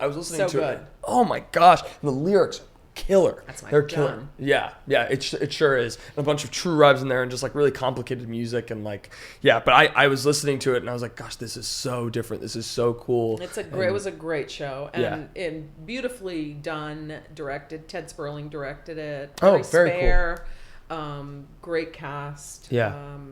Kudish, Kudish and I, who have worked together a lot, who I adore. Yeah, he's great too. He's wonderful and smart. And Adina and Henry Stram, who's a brilliant actor, was brilliant in this piece at New York Theater Workshop called And Then There Was No More, something like that, this play. It was so harrowing. Yeah. And Henry, who's a dear friend, and it was a wonderful experience. Yeah, I love that. That's awesome. Yeah. So I imagine the rink prepped you for Xanadu a little bit. I don't think the rink had anything. No, I didn't skate. Oh, okay, gotcha. Didn't skate. Okay, gotcha. And when we were in rehearsal, Chris Ashley said, you, Jackie, and Tony are not going to skate. So we were like, good. Oh, wow. Yeah, right. Right, you weren't swinging or understudying. Nah, I can't even imagine. That's one of the first thoughts. We had Elizabeth Stanley. I saw Elizabeth on TikTok. Yeah, she's the best, and she was in it, and I was like, it was one of the first things. She did a tour or something. She did tour. Yeah. But I was like, I can't even imagine swinging or understudying this. It's like Barnum, where you're totally. You're doing an Olympic event. Everybody in the show, when we did it on Broadway, which was the show, everybody broke something. Kanita Miller and Andre Ward and Anika Larson and Curtis Holbrook, and I'm leaving somebody out. They were like the not chorus. I mean, everybody had a part. Yeah. But they were like the dancers skaters, and they skated. And at one point, they all did a cartwheel on skates, and everyone broke a fractured little toe or a fracture in the middle of the show. Yeah, in the middle of the show. Yeah, and they finally got rid of the cartwheel because it was okay, this is hurting. This is the thing. Yeah, it just sounds like such a liability. Was so much fun to do. Yeah, it was so great. Yeah, it was so and great. Really light, and I'm sure the audiences really embraced it. Oh, right? They loved it. Yeah. And we had audiences on stage, and we had people cool. who. We had this man who came, I can't tell you how many times. He must have come at least 40 times, and he would always sit, and he actually thought he was really part of the show. Aww. He was the cast member of the show. Wow. The Xanadu groupies were very proprietary about that show. They were like, no, we are part of this show. Right. As a matter of fact, when the souvenir program came out, they were mad they weren't in it. Yeah. That's so funny. How long did the show run?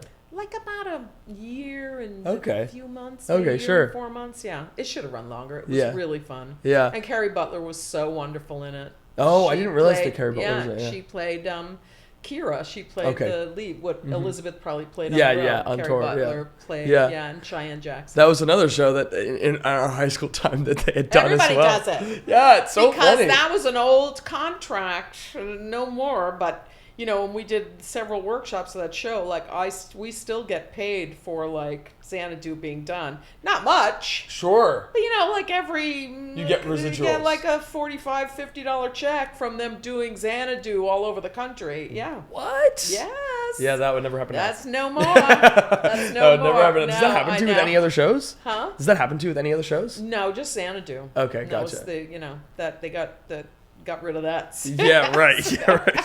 Yeah, That's funny. Totally. Guys and Dolls. You played General Cartwright, is that right? I did, yeah. I couldn't remember who General Cartwright. Like I'm blanking on that. It's a small role. Okay. She's uptight, and I sort of. There's a great video from the Tonys because I made a little thing of a number that Titus Burgess sings. You sit down, you're rocking the boat. Yes. And I did this whole sort of riffy big thing where I spanked myself and let myself. I do know go. this. Yeah. I have seen this. So that was my invention. Your moment. My moment. But yeah. Talk about a classic. I mean, many people will say Guys and Dolls is like the greatest music of all time. You know, it's one of the greatest. Yeah. Yeah. I think it really is. Yeah, for sure. And that's another one that's like sacred and beloved in certain respects. Totally. You know, Gypsy. That Guys and Dolls, Fiddler on the Roof, they're all like classic beloved shows. Yeah, for sure. I knew Queen of the Mist for a long time, and I honestly that's what I knew you from the most, having listened to Queen of the Mist because THERESA was in it, and I had known the story. When we went to Niagara Falls, I had like blurted it out to them. I was like, oh, I don't know if you guys know this, but there's this musical, and Michael John LaChuisa wrote it, blah blah blah, and someone had overheard me and who was like from the area and whatever, and they had mentioned, I don't know if you remember this, like when we were walking past them, they were like, oh, like, I know, they very much knew Queen of the Mist because it was like a musical about Niagara Falls. Can I tell you something? Yeah. I did a thing at Drama Bookstore the other night. Yes, I saw that. Yes, and one of the girls who works at Drama Bookstore came up to me and said, I'm so thrilled you're here. I'm such a huge fan. And she was literally shaking. She was adorable. I can't remember her name now. Nikki, something like that. She's going to kill me if she watches this, that I don't remember her name. Because I never remember anything. No, it's okay. And she was like, I saw Queen of the Mist a few times. And I even saw it because we did it last February. Recently. Yes. Yeah. I saw it. And I also want to show you this. And she lifted her pant leg.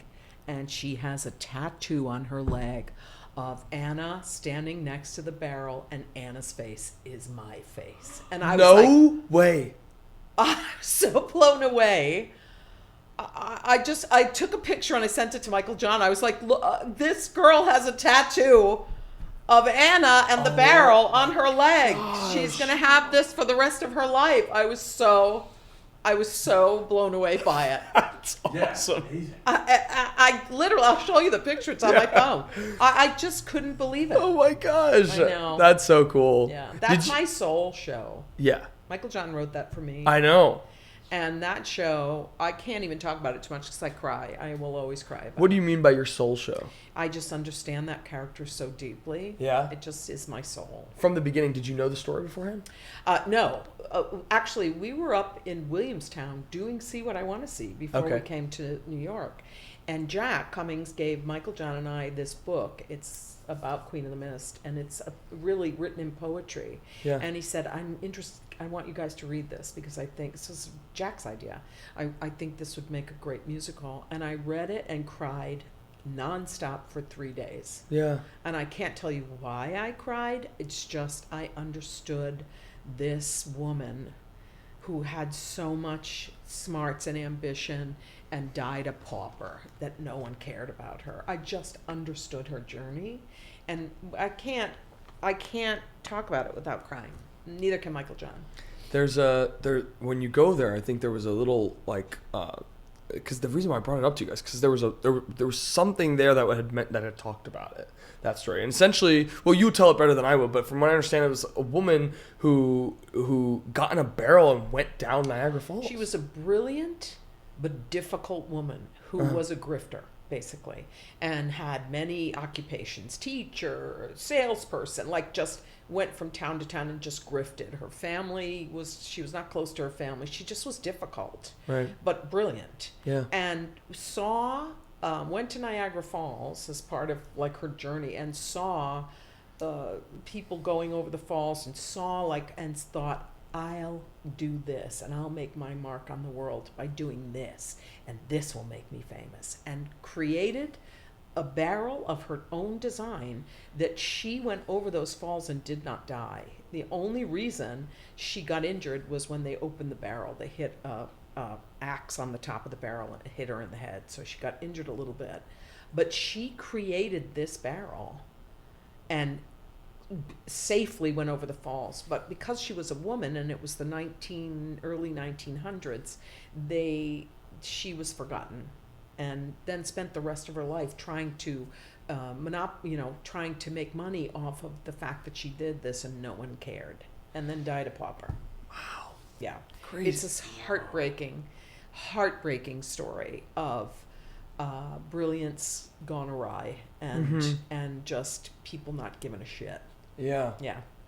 How was that received when you guys first did it? Where did you guys first do it? We did it at Judson Gym. Oh. Which is in the Village. Okay. And it was this long sort of, it's a playing area. The transport group used Judson Gym for my eyes are tearing, for several shows. But now Judson Gym they don't do stuff, or transport group doesn't do stuff there anymore. But right.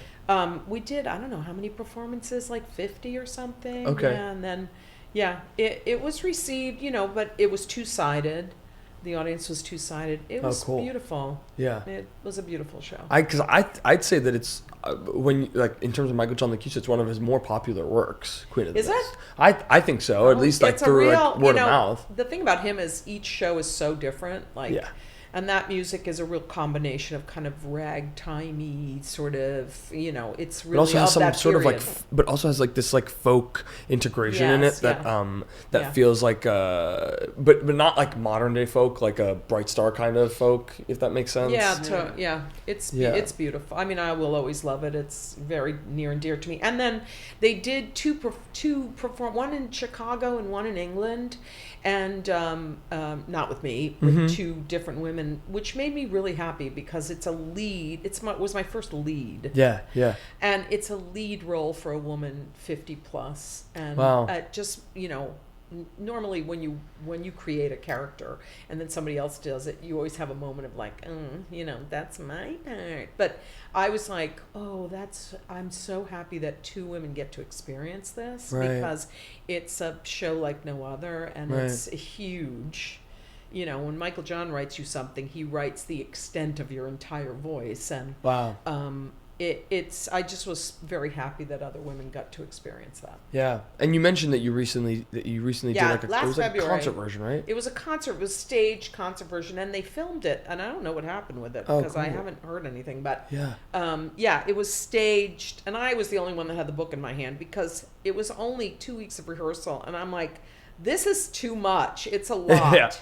Yeah. I mean, I'm not going to relearn this and not have a book in my hand, so it was staged concert, but it was thrilling. How has your experience with it and experience with her shifted since you first did it? I mean, you've been doing it for kind of like 15 years. I had friends come who had saw it originally and then saw this, and they said, your nuances were so much more exquisite in this one. Oh. I felt like I was like shot out of a cannon the first time, and this time I was able to really sort of bring levels, like use different amounts of gas on it, what I mean? And it was thrilling. I was worried because I was like, it's a big score to sing, it's huge, and I was like, that was 14 years ago that we did Queen of the Mist originally. Can I still sing this? Yeah. And I was like, yes, I can. Yes, I can. Yes, I can. I love that. That's awesome. Yeah, Did it change at all, or like in this? No. Okay, latest iteration. It was the same. Yeah. Gotcha. Yeah. Well, it's a beautiful. It was different people. Because I was like, oh, good, because Lempicka had just closed, and I was like, oh, Andrew will be available, and Michael John was like, no, I don't want to use the same cast. I just want you and different people. Gotcha. So I was like, oh, okay. Yeah. So that's why it wasn't the same people. Yeah. Which I missed everybody, but the new cast was wonderful as well. Right. Yeah. Right. I'm gonna ask you a little bit about Wicked, and for the we talk about like Mama and Madame Morrible, and a lot about like the commerce versus art conversation. Yes. And after that Barnum experience where you you jumped into Barnum even though you might have wanted to do In Trousers and March of the Falsetto Line, is like. Did you find, was that a learning experience for you? Yes. Was that something that you were like, I'm not doing, do you regret doing that? No, art versus commerce is a big thing. And it's something that I dealt with a lot. I don't anymore. But I dealt with a lot when I was younger because there were projects that I would have preferred not to do, but I had to pay bills. Right. When you become an actor and you're just acting and you're not working another job. Like, you got to think about that stuff. You have to be realistic. And when if you're offered something that's going to pay you a decent wage and you're like, I don't really care about this, but sometimes you have to take things you don't want to take in order to pay bills. Yeah. So that art versus commerce is a big thing. Yeah. That is a big thing. When it came to Wicked in Chicago, because these shows had already been on for so long, did you see them beforehand and see yourself as Madame Morrible, as Mama? I saw Wicked during previews and never thought I would do it. But, they offered and I thought, okay. And, and they pay extraordinarily well at Wicked. Right. And, I was like, okay, this will be another experience. And I had a good time. And then I did it for like 10 months. And then they're a revolving door, which is great. Yeah. They don't, keep anybody for long. Some people they do, but like oftentimes it's a year. Yeah, they change the cast usually once a year or less or a little bit more. Keeping it fresh too. Yeah, and it also gives people a chance to do it and make some money and all of that. So I was very grateful for the experience, and then I was done. Yeah. Did you feel the because now it's even more sensationalized than it is because of the movie. Yeah. But I'm sure you still felt that kind of like Disney adjacent energy, right? Oh my God, I used to stand back. It's kind of like unbelievable because it's the mothers and the teenage daughters that are like over the moon about it. Yeah. And it's still packed all the time. Yeah. And I used to stand and watch that, Act 1 finale where she flies, It's so exciting. Yeah. It's a huge show. Right. And being in that theater is one of the hugest theaters. Yep. And, I just used to stand backstage and watch her fly, and I just would get chills because you hear the reaction and it's like exciting. Yeah. So let's talk about First Daughter Suite now. Okay. And how that differed for you from First Lady Suite, because in there, I wouldn't call it a sequel, but it kind of is, Well, it's a same subject matter. It's, and similar style. First Ladies was First Ladies, and First Daughters was a lot about daughters. Right. It's still a similar style in essence, know? Yeah. How did that experience differ from the original for you? Well, I wasn't in the original First Ladies. Oh. First Ladies was a remount for Transport Group. Okay. The original was at the Public. Okay. Several years prior. Okay, that makes sense. Yeah. But the First Daughters was the original, and that was also at the Public. That was at the Public as well. It was a wonderful experience, a great group of people, and I played Barbara Bush, and I just had someone say to me, I finished doing a couple of things, and one of the things was Gallus at Little Island, and somebody called me. Who said this to me? I met some woman, and she said, oh, I know what it was. Her name is Roya, and she's a hostess at Odeon. Mm.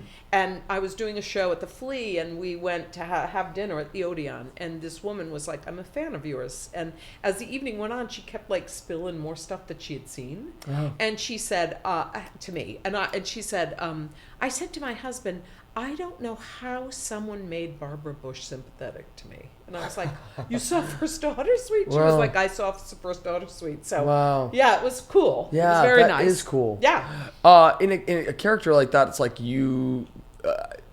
when we talk about something like that, it's like empathizing with these people, But from what I understand, wasn't that sequence like a dream sequence, right? No. Right?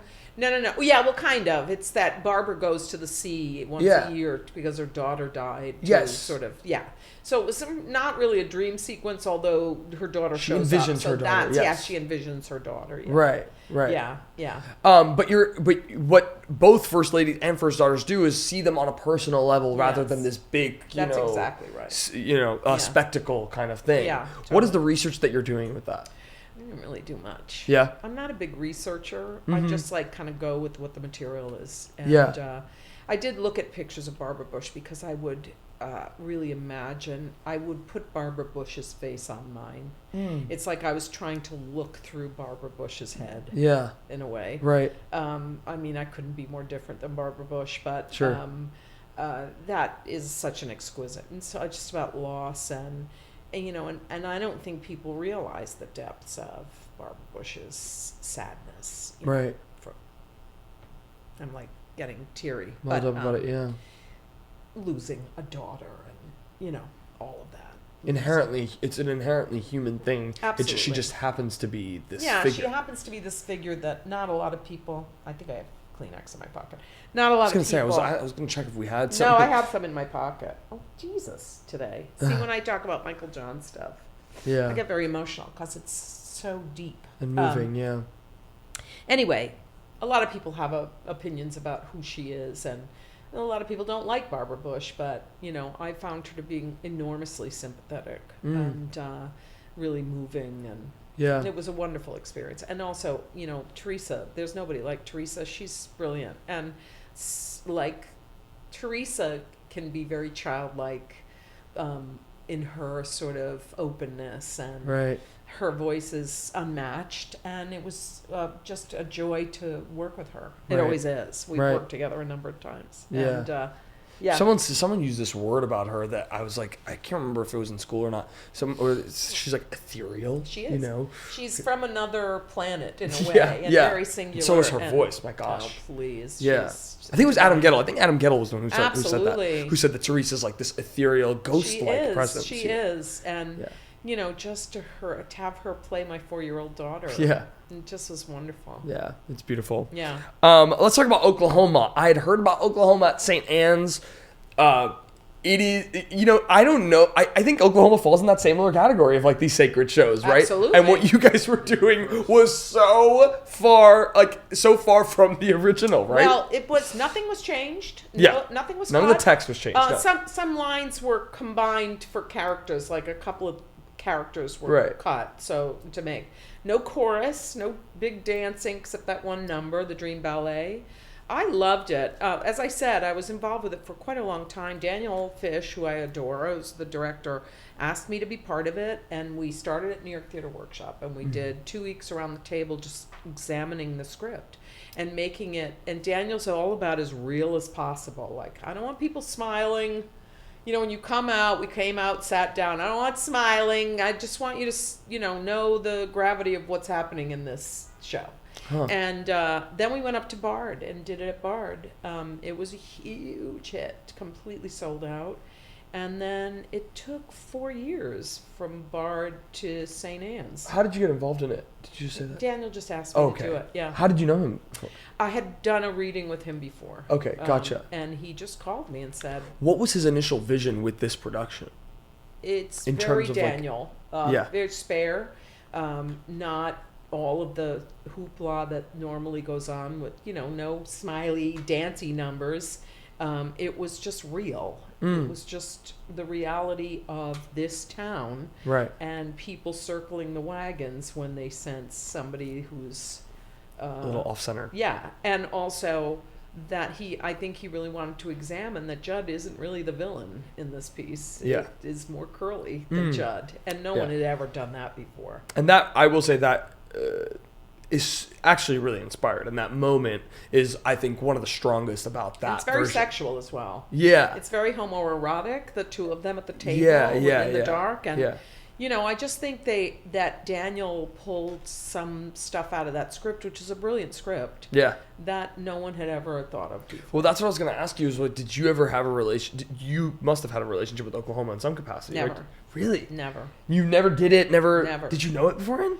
I knew Oklahoma, right? But no, huh? No, that's pretty funny because I feel like everyone has either been in it or. No, but see, I don't do a lot of. I mean, I've done a fair amount of revivals, but I also do a lot of new work, and so I don't like working out of town that much. Yeah. So I'm not the person that when I was younger did the regions a lot or did tours or anything. Yeah. So that wasn't my thing. Right. I remember when I first started, Grease was on Broadway, and I got calls from my agent to replace, and I was I don't want to go and do Grease. Yeah. No. I mean, I was always very particular about what I wanted to do and what I didn't want to do. So, right. So I had that mindset. So no, I didn't know Oklahoma as a performer. That's funny. Never done it. Yeah. What did you think when you first heard about the way that he was going to approach it? Well, it wasn't I heard about it. We just started working. And okay. So, and I knew of how Daniel's mind works a little bit. Yeah. From doing a reading with him of something else, and so like I knew that Daniel was going to approach this in a very different way than most directors would, and I like that. Yeah. So, you know. Yeah. The orchestrations were also different. Yeah, they were really, great. really beautiful. And I have to say, Damon set such a profound mark on me with that performance that I really, I mean, and Allie and, you know, everyone, but like Damon, I think it's because I saw myself in that part in a way, and I'd seen that I had such a specific vision of Curly for so long, and I'd been in Oklahoma as Judd, and so like it was just funny to, and I did it in class, you know, it's just like it's Oklahoma. Did you ever look at Judd and think, oh, Judd's not really a villain? Yeah. Yeah, there you go. I looked at him that way because our director, when we did it, Rosemary Callahan, in children's theater, I was 14, and her whole thing was always like, something about, I don't know why people are so, and she expressed that to me. But you see, he's the outsider. Yeah. And that's very much human nature, is to take an outsider and vilify them. Right. And obviously, look what's happening in this country these days. Sure, yeah. And so I think that's what touched so many people, is that no, not necessarily. Like, the people that you think are villains are not necessarily villains, and the people you think are heroes are not necessarily clean. Right. So I think that's why that production, one of the reasons why that production, people either loved it or hated it. And a lot of people hated it. Of course. They want their Oklahoma the way they want their Oklahoma. Yeah. You know? And I think, too, though, like, what was I going to say? I wonder if Rodgers and Hammerstein were looking at it from the lens of, like, Judd is a villain. Because, to be honest with you, the way it's written doesn't actually read that way, because they gave him this incredibly empathetic song. You know what I mean? Exactly. Who knows? Because they're gone. Yeah. But that's why that script is, and how many years was written, like now it's like 79 years ago, because when we were doing Oklahoma, I think it was 75, and that was like 5 years ago or more. I don't even remember now. Mm-hmm. But, you know, that was written so long ago, and that story is still, again, like Chicago, so relevant. Yeah. So relevant. Yeah. And always will be. With your character, with Aunt Eller, I, from like a kid, because I learned the show when I was a kid, I had looked at all these people, and Curly and Will and, you know, whatever. But when things hit the fan and all of it, in my head I was like, you're going to turn to Aunt Eller. You're going to turn to, you know, who was it, Cord Elam or whatever. I mean, he was a little raucous. But you turn to the adults. You turn to the core. And you are the core. You know what I mean? You are the person who, at the beginning, is churning that butter and, you know, whatever. And, I turn to you as like, hey, did you see what just happened? Especially from Lori, you know, like, I turn to you to, and I think that in that production especially, you remained such a rock. Oh, thanks. For them, because they're going out and they're, you know, people will say we're in love and, you know, whatever, and Judd's and they're going out to the dance and the banquet and all this other stuff, but you remain kind of like this person that I think about that with like West Side Story too. I'm blanking on the guy's name who was who runs the store, that when everything, you know what I'm talking about? Like, I do, but I can't think of his name. Obviously, Rita Moreno just played her. They changed the gender, and Rita Moreno played her in the movie. But like, it's that character. It's that character that all these young people come to, and it's like, hey, like, we need help. You know what I mean? Hey, we trust you. You know. It's like the heart of the piece, like the emotional center in many ways. Also, the rock of the, you know. Yeah. The one who's going to say, well, now we have to circle the wagons, you know? Yeah. Totally. Yeah. And that exists in Farmer and the Cowman, too. The moment that I'll never forget that was when all the boots fell down from was it Lonely Room? I think it was Lonely Room. Yeah. Or the Dream Ballet. It was the Dream Ballet. It was... I don't remember now. Yeah. But yeah, that's Daniel. Yeah. That's Daniel. And Daniel's very much... he's really left of center, you know. He's really a performance art as well as, you know, he's done a lot of different things. Mm-hmm. And he's really avant. I think he's working on Most Happy Fella now. Or he was for a minute. You were part of it. Yeah, it was called Most Happy.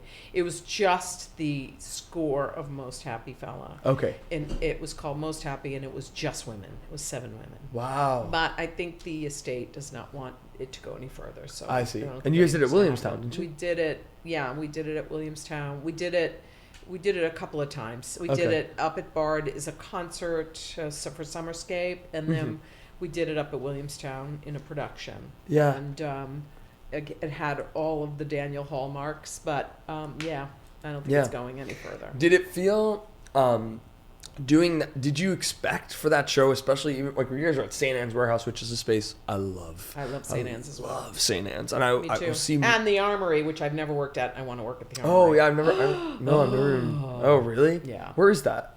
The Armory is on the east side. It's huge space. Oh, you're talking about Park Avenue? And that's where Illinois started. Yes, well, yes. They started other places, but Illinois which was one of my favorite shows ever. Yeah.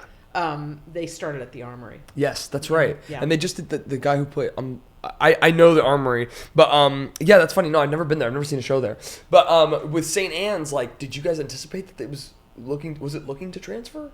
Was that in talks? We didn't know. I mean, we were just, it was as I said, it was a huge success up at Bard, and then St. Anne's, it was a huge success, so we didn't know. And then Eva Price came on board to produce it, and then said, I think we closed in like November or at St. Anne's, and then she was like, we're going to Broadway in January. So yeah, it was a surprise, but also, great. This is a silly question. What was interesting about that production is that the house lights were up the whole time. Yeah.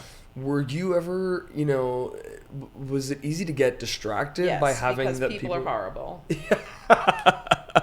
Then you're in your face. You're doing it at Circle in the Square. That's exactly right. Right. People, it was a real mixture. Like, people either were wrapped, or there were people who brought food and were eating. There were people who were talking on their phones. Opening night, and I had fallen like the week before we opened. I had 7 stitches in my head, and I had a steri strip on my head. Oh my gosh. Yeah, I bring this up only because as we were going through the line of photographers and stuff, and they were like, could you take that off your head? I was like, no, I can't, sorry. I have stitches. I was so pissed that night because someone's phone went off in the end to that really quiet scene at the end with me and what was the character? Well, I can't think of his name. It's just terrible today. Is it the? It was Anthony. It was played by Anthony, the black guy, and there's this really quiet confrontation between the two of us, and someone's phone went off behind me, and I was furious. I was like, you fucking idiots. Yeah. And I went down the press line just like, I was so mad. I was hot all through the press line. They're asking me to take the steri strip off my head, and I was like, no, I can't. And I just was like, not, opening night jollies at all that night because somebody's phone went off. Yeah. So people are just awful. Yeah. I went to 2 shows this weekend, and both shows they have the pockets for the phones, which I love. Yeah, Liberation's doing that now. Liberation. I saw Liberation, and I saw Prince Faggot this weekend, and both shows. Oh, they have it too. Both shows have the thing, which I think is great. They had it during Take Me Out as well, and that was because of the nudity. I also saw that Take Me Out. Yeah, and it was the same thing. And Freestyle Love Supreme did it too. And whenever you go to a live taping of a TV show, they make you do those I think it's great. The Yonder things. Because people, it's like, hello, we're talking to you. Oh no, they're not talking to me. I'm just gonna leave my phone. I can't. I will say the worst phone in the theater situation I've ever experienced. I went to see Pearly Victorious, and it was that day that they had warned us we're doing a check for an Amber Alerts on everyone's phones. It was like a wide thing. And everybody's phone went off. And so they had warned us. Not the show had warned us. I'm saying like it was on the news, and you were getting notifications about it. Hey, just so you know, Wednesday at 2:00. And I remember being like, oh, I'm gonna be at a matinee. Like I really hope that whatever. My phone's turning off. Airplane mode doesn't work. You're silent. And so then they made an announcement in the theater, right? And I was like, surely. No, because some people don't listen. Yeah. And also, I noticed like. There are some people who have like alerts that go off, and I think they're older, like for pills and stuff, and they forget to shut that off. And then there's also like people who turn it on in intermission and then forget to shut it off. But it drives me insane. And sometimes it's one of those things where it's like you gotta just shut it off. Yeah. Because I airplane mode, do not disturb. Okay, but it's like you have alarms, you have all these other things. Do you find you've answered this question, but do you find it does it distract you when you're in the middle of something? Yes, very much so. Yeah. And it's so unnecessary. And the amount, and the other thing that I blame the theaters because they sell all this crap to eat. Oh, sure, and they sell drinks with ice in it. Sure, and so you're getting clink, clink, clank, clank, clank. And they do it to make money. Of course, that's all they really care about is making the money. Sure. And, it's just so supremely distracting. Yeah, sure. I'm sure it can be. Yeah. Yeah. Yeah, but I regardless, that show it was a very interesting take, and there are moments of it that I'll never forget. You know what I mean? Moments of it that I'm very absolutely proud never forget. to have been part of it. And, Yeah. you know, it's like working with people Yeah. that I love. And I love Daniel and love working with him because he's got a brain that works in a way that's very different from normal people. And so I love that, you know. And it was enough of a success that it went on tour up until COVID. It did go on tour. They asked me to do it, and I was like, no, I'm not going on tour. And Barbara Walsh did it, who's wonderful. And so that's great. Yeah, that's awesome. You know, yeah. I want to ask you a little bit about two things. You mentioned about TikTok, and you are part of the most famous TikTok musical, the Ratatouille. Oh my God, Ratatouille! It was so much fun. Again, oh my God, this is so stupid. I just can't think of names. Anyway, the casting person, who's wonderful, just got in touch with me and said, they're doing this thing, and I'm wondering, will you be interested in playing this role, Skinner? And I'm like, okay, what is it? And she's like, well, everybody's going to film it by themselves, and then they're going to put it together. And I thought, what? And so she sent me all the material, and they sent the material, and they said when it had to be done by, and then they sent a shot list of how they wanted you to shoot this. So you're going to say this line, then you're going to look to the right, and then you're going to look to the left. And so I was like, okay, whatever this is. And my dog was alive then. I've lost my dog, which I still cry about every day. But anyway, so I sent my dog to my friends so that I could film this thing, and I created Skinner with little pencil mustache. I looked at the movie, the animated movie, and then I shot all the things, and then I sent it in. And I was like, okay, whatever. And then I was amazed to see how it all came out because they put it all together in Germany, apparently. Oh, is that right? And yes, and it was like, oh my God. Had you seen the movie beforehand? No, I know. Wow, that's so funny. I mean, I went online and looked at it's so Skinner specifically. stuff. I know. I know. I Yeah, Isn't that was a really funny thing. Yeah, and I felt like I'd be remiss not to bring it up because so many people love it. Taylor is her name. Taylor Williams. Is of course, Taylor. Yeah, awesome. But we used to call her Sharky, but she doesn't go by that anymore. So yeah, she's Taylor. Yeah. Very cool. Yeah. Love that. And the second thing was Oliver at City Center, which we saw, which was just killer. It was fun. I loved that show. I loved that show. And so it was so exciting to see a professional production of it because it was the first time I'd seen a professional production of it. We've done it, and I've seen like the bootlegs. I've never seen it. Oh, really? No. Did you just like fall in love with it in that part? I had fun. I mean, it was fun working with Brad. He's a doll, and he's the best. And those kids were amazing. Yeah. I would go because I had really, I said that first scene in the beginning, and then I had the little scene in the second act, and that was it. So I had a lot of time on my But they pack such a punch. Those scenes are thanks. so. Well, they do. It was fun. But I would sit and watch because there was a big TV on the second floor, and I would watch those kids dance and stuff, and I just was so entertained by them. They were so great. Yeah. And that little boy who's so wonderful who played Oliver, Benjamin Pajak. Such a good kid and so talented. Yeah. He just booked something huge. I can't remember what it is. He just booked, and he was in this movie called The Life of Chuck that just came out this year. It was him and Mark Hamill, Tom Hiddleston. It was Mike Flanagan who did The Haunting of Hill House and all that stuff, and he's the lead. He's the young version of Chuck. Stephen King book, or short story. Yeah, he's a good kid. Excellent. He's going to be, he's going to be a big thing. Yeah. When his voice changes, which I'm sure is coming up. I think it's already. Did it change? Yeah, because he looks much different. Yeah, but he just booked something in like a teenage movie thing. It's something I can't remember what it is though. Yeah. Angel played Widow Corney. Yes. You did? And I got her a hoodie that says "I shall scream" on it. It's just like such a great piece, and that one moment is just like. And you and Brad were hysterical. Oh, thank you. Yeah, we had. You guys had such great chemistry too. Yeah, we had fun. It was really fun, and it's fun to do those things. Those city center shows. Yeah, they're so fast and furious. Yeah, although like that show was a hard ticket to get. It felt like everyone wanted to see that. Did it? Yeah. Oh, God. Yeah. Okay. I want to know about your voice. There was something that I looked up of you in prep for this where they had said like I can't remember where it is from, but it's like Mary Testa is known for her big, broad voice, And I was like, I hate that. I had wondered. Oh yeah. People. Yeah. It's like they can't think. How am I going to put this? Yeah. It's like Ethel Merman. They always like associated her with that too. Yeah, and it's just like, I'm not Ethel. I'm so not Ethel. I don't get that much anymore, but I used to get that a lot. Like, oh, like an Ethel Merman kind of guy. No, I'm not Ethel Merman. I'm like very much my own person. Stop. Yeah. It's just like, that's what they do in show business. They have to equate you with somebody. So, you know. And it's like a marketing pitch, right? Yeah, it's like totally. Ethel Merman meets X, Y, and Z. It's so boring. But was that what? And I pinpointed it earlier on in terms of your confidence as a performer and how that reflects in your voice. Was that always something that you had, or was that something that you know? No, I used to sing with my mother. I have a great story, and I've told this one before too, because all my stories, you know.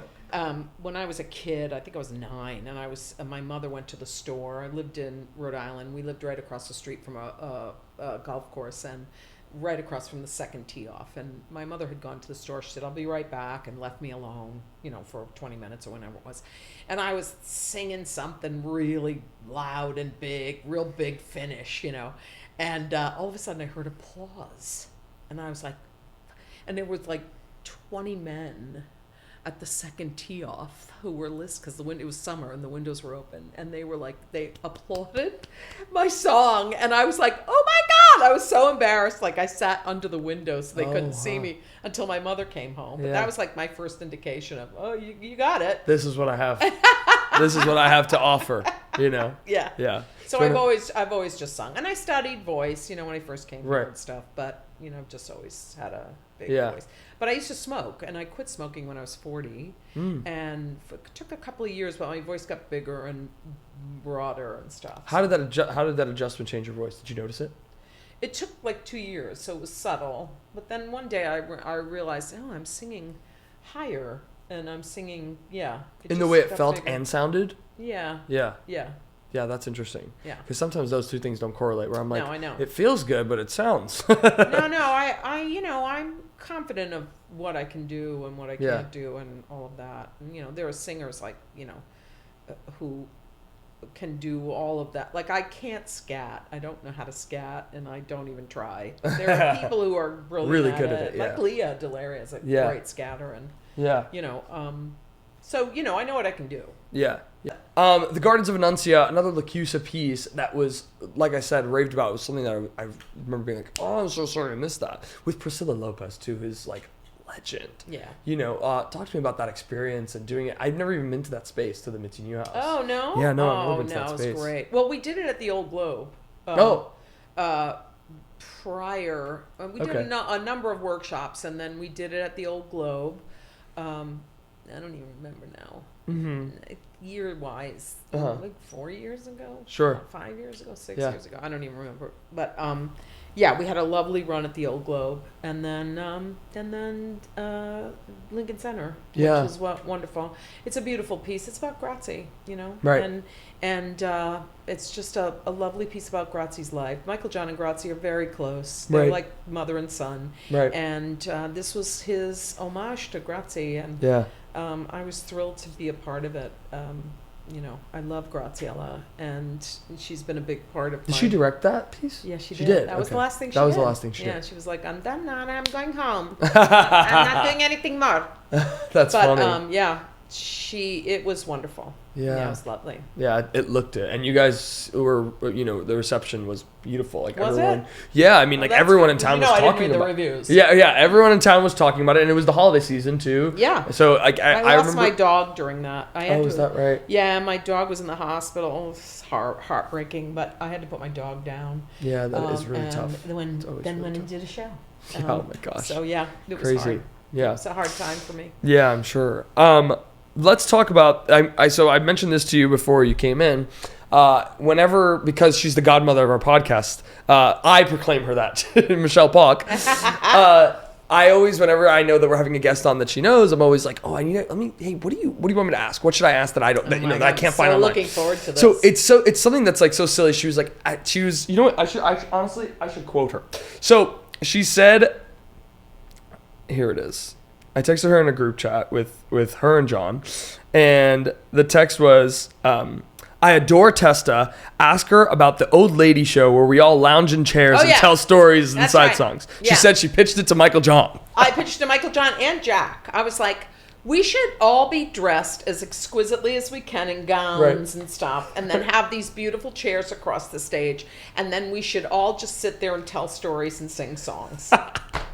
I would pay so much money for a ticket to that. Well, I'm trying to get Jack to do it as like a benefit for Transport Group. Right. And that we could just sit and look gorgeous and sing and tell stories. Maybe even have like a glass of wine right next to you. You know what I mean? And just hang. Wouldn't you come to see Absolutely. that? Absolutely. Like Donna Lynn, Champlin, and all people who also like have been involved in Transport Group shows and stuff. Yeah. Well, you were awarded at the Transport Group with Michelle. That was it 2 years ago, right? Was that right? In what? Wasn't there like a gala where at the Transport Group? Yeah, I've done a million. Yeah. Okay. Yeah. Oh, we were both honored. I was gonna say you guys were both honored. Yeah. Yes. I love that idea, and we're putting it into the ether. Okay. So that we're putting it into the TikTok. Because I like that idea for a lot of shows that just like have like great big fabulous chairs. Yeah, but also the stories like you guys have that. That's why I want you on the podcast. And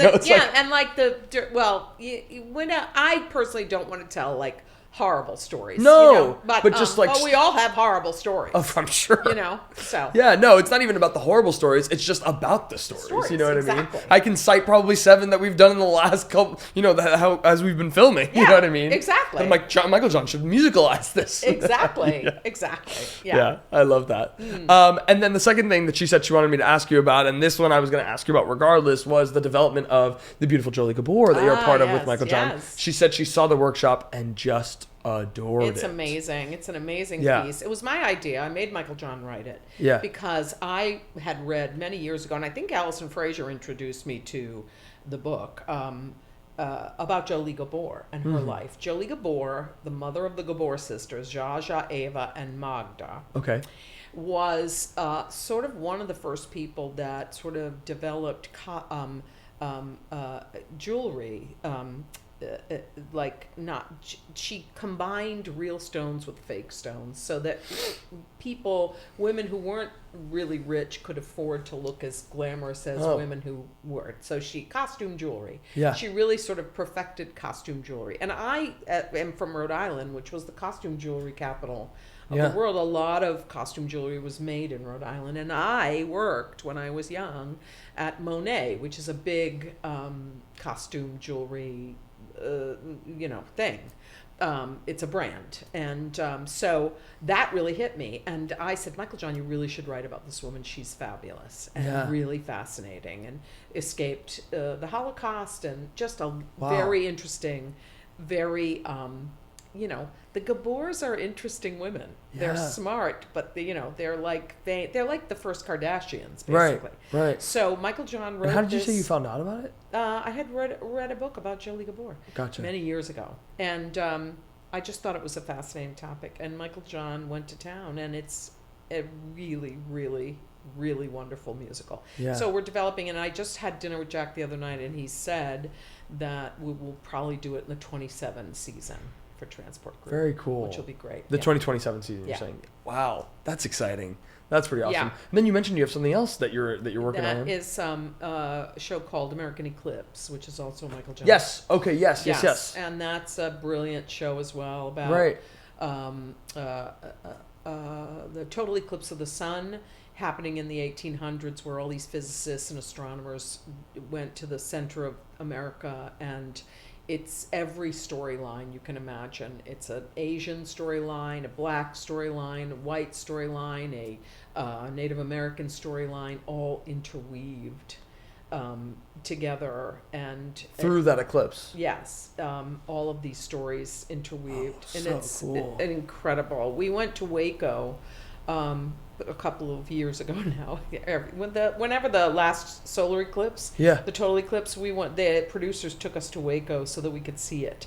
And they did a partnership with Baylor College, so the musical theater program at Baylor, we sang 7 songs from the show, and then the musical theater kids got to sing the opening and the closing with us. Oh, cool. And then we got to see on the campus of Baylor the total eclipse of the sun, which was incredible. So incredible. Awe-inspiring. It's something I have always wanted to see, and it's it's unbelievable Yeah. to experience that. Yeah. So that will be happening, and I don't know when. Oh, Because love that, it. it takes new musicals a very long time, at least 10 years to, Really find have their something footing. happen.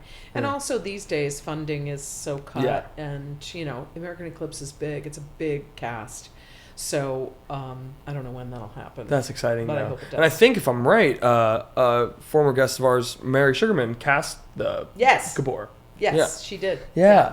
Love that. I Yeah. love that. Yeah. I didn't get to talk to her about this when she came on the show, but she when I go to all these EPAs and ECCs, I'm there all the time, and so they had said this thing. She wrote this thing in her book that was like, if you see an audition and nobody's walking into it, you should go in, even if you don't necessarily work for it. If it's dead and I'm just sitting there and there's nobody walking in the door, come and get seen. Come in. That's exactly. Yeah. Are you union yet? Yeah. Okay. And so I saw this. Oh, now granted, I always say this on the show. It's like a show like Hell's Kitchen, right? When Hell's Kitchen had first come to the public, nobody was going in for it because it wasn't the Alicia Keys musical. It was just Hell's Kitchen, so they didn't know what it was. Oh, is that and right? it was crickets. I mean, crickets. Maybe 30 people the whole Wow, day. really? Okay. And then now, it's hard to get a slot for Hell's Kitchen. That's right. Cut to similar thing with Beautiful Jolie Gabor. There was something whether some big musical was having a call down the hall, and everybody was rushing there, and nobody was at Beautiful Jolie Well, Gabor. interesting because people who were in it, like it's a small cast. It's Yeah. only the three daughters and the husband. So it's really just 5 people, Right. And I can't remember what were they auditioning for because everybody I was think it involved might have with been already. it might have been a required call maybe, Oh, maybe, or whatever. yeah. But regardless, it was an opportunity to get in front of her. Wow. And I remember calling my girlfriend and being like, "You have to go in for this. You have to get in now because this is one of those Yes. auditions. They are seeing non-union. They're just." It's an open door to get seen for her that's free. Well, this is the thing. Yeah. When you're young, you really should walk into every door you can walk into. Right. Because you need to, establish yourself and let people know who you are. So Right. you really should never say no to anything. Right. Do you find that the industry is harder now for my generation? I don't know because I'm not. Yeah. I'm in a different place, but Sure. I think there's a lot of. It's always been the same. There's a lot of people who want to do theater, but it's not easy, Yeah. and a lot of people fall away. Yeah. Whenever I talk to young students or things like that, which I haven't done that much of lately, but I've done a lot of in my years, I always say, like, if you have other things that interest you, follow those other things as well, because theater's it's hard. And you have got to be cut out for this kind of life. It's not an Yeah. easy life. And so, there's so much rejection and there's so much, you hear no so much that you have to really believe in yourself to keep going, a lot. And there's also this influx. There's so many musical theater schools now. I don't remember that when I was coming up. There's so many programs. Right. And so many kids. And I also, I just feel like the importance of being an individual and having an individual outlook is, they don't teach that in college. It seems like everybody wants to be the same thing. Yeah. And I think it's really important to be individual. So I think maybe it is a little harder now just because Yeah. of numbers. Yeah. But numbers have always been, there's always been a lot. There's always been a lot of people. It's funny because and something I go back and forth with in certain respects, because you go like, well, it's there's so much more opportunity to get seen in different ways now, and also that has like a counter. There's something that's counter to that too. I feel like there was, when I was younger, like a lot more showcases than there are now. Yeah. And if they are now, they're so expensive. Well, I don't understand that paying to be seen stuff. Yeah. That was happening when I was young too. I never did it, but that was happening. But I felt like there was more places to be seen. There was more freebie work to be done. Right. Right. I don't know what it is now because I'm not in the varies. trenches. It varies. It would be a cabaret or a TikTok thing or something like that. Yeah. I mean, it's changed because of social media. I think. Yeah. Social media has changed a lot of It things. has. It's evolved a lot of things. Yeah, totally. So it was different when I was young. There was no social media. Yeah. It wasn't even cell phones. Right. You know, at a certain point. Right. Yeah. But anyway. Yeah. When I was young, we walked to school. I want to mention this. I can't believe I forgot to mention this this whole time. We do a thing on our podcast. It's a tradition that we have, and we have a guest manifest, a dream guest for us to have on. You are one of our dream guests. Am I? Manifested by THERESA McCarThy. Oh, yes, that's lovely. And you're only the third one that we've ever had on. Is so that it's right? like, yeah. Who are So the it's other actually Richard Rich and Uh-huh. Douglas Lyons, who wrote Bo the musical that's happening at St. cool. Luke's right Oh, now, yeah, yeah. which is epic too. Is it? Yeah, Oh, we cool. loved it. It was Okay. epic. But yeah, so you were our third ever dream guest. I'm the only girl. Dream Yes, guest? yes. Yay. Manifested by a girl. And it's been a long time coming because we filmed in THERESA in April, so it's exciting. I'm happy that we. All I'm right, really so you want me to manifest a guest Oh, for yes, you? yeah. You know who I think you should have on? Jackie Hoffman. Oh, yeah. Because Jackie's hilarious. Oh my gosh, she's so great. And you would just have a ball interviewing her. Her Once Upon a Mattress clips live rent-free in my brain all the Jackie's time. hilarious. Hysterical. And also, the thing about Jackie that most people know is that her heart is very big. Yeah. But Jackie's all about, complaining. So, but you would love her. You'd fit, incredible. Right now, Only And Murders she's in the going to be Buildings. doing her show at Joe's Pub, so she has Oh, is that something right? to promote. Oh, I would love. So I you would might- love to have her on. Okay, you should. And have her her 5 on. seasons on Only Murders in the Building that have been she's ridiculous. fantastic. She's very singular, Jackie. Yeah, she is. Yeah. She is. And now give me someone. I'm gonna double it because you're a dream guest. Give me someone that you've never met or never talked to that you would love to talk to. Oh God. Okay. And if we have this person on, we'll have to FaceTime you in or something. Yeah. Well, now I have to think because it's not coming to me. Yeah. No, it's a much it's a harder hard question. one. It's that I've never talked to. I remember when Richard Ridge was he's talked to everyone. He's a right? doll. And he was like, he had never met or talked to Barbara Streisand. So he was like, Oh, Barbara you Streisand. wanted Barbara Streisand. I was like, I'll take that. That's a That's a good one. Jeez, I don't know. I have to. All right, need you'll more get back time to think. get back to Yeah, us on because it. there's so many people. Yeah. And remember, I don't worship. Yes, so- right, exactly. So it's a little harder for you. It's harder. Yeah. There's just so many, and I know so many people who have so many stories. Like, you should talk to Jonathan Freeman, Jafar. Yes, of course. And we saw him in Aladdin at the time, But he's the Jafar. Yeah. In the movies and everything, and And he the has a Broadway. million stories. Yeah. And he's a dear friend. So you would I would love that. You would enjoy talking to him. I would love that. But I know him, so that's somebody you would Either way, I'll take it. enjoy talking to Michael John. I would. We've reached out. As best as I could. I would love Now I have to Michael think John. because those are great these options. These are people though. I know. Those are great options. These are all people I know. So what's All right. this game? Here we go. You ready? Yeah. All right.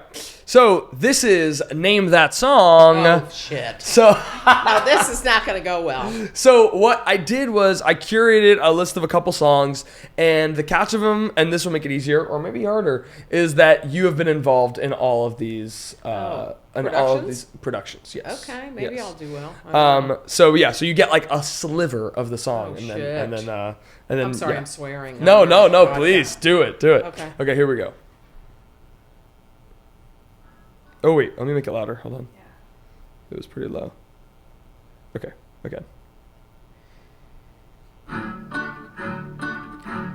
That's Oklahoma. That's an easy one. Yeah. We're starting off easy. Oklahoma, you got it. Okay. On to the next. Let's see what I want to see. Great. Do you know the song? That's my song. That's your Greatest song. Practical Greatest Joke. Practical Joke. Okay. We're 2 for 2 now. Oh, that's New Brain. New Brain. That's Change. Wow. Change. That's right. I'm like making sure you're not looking. Wow. Okay. Here, this one's a little trickier. Is that Marie Christine? No. Da da da da. What is that? Here, I'll play it for you again.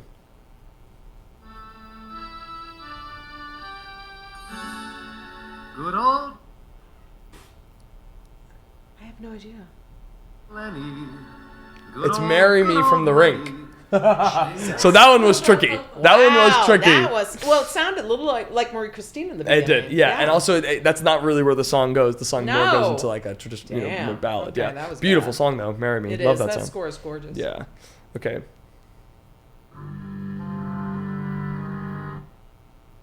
Is that First Daughter Suite? No. Mm-mm. That would be a good guess, though. It is Michael John. Yeah. I have no idea.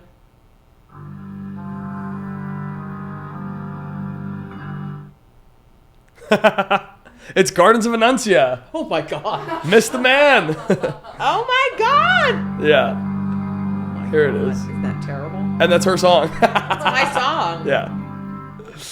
But it was a little ominous. Like it's kind of a little hard to tell. I only listened to that album once. Oh, really? I was annoyed by first of all, I had just lost my dog. I was crying every day, and they called me at 10 in the morning to record my songs.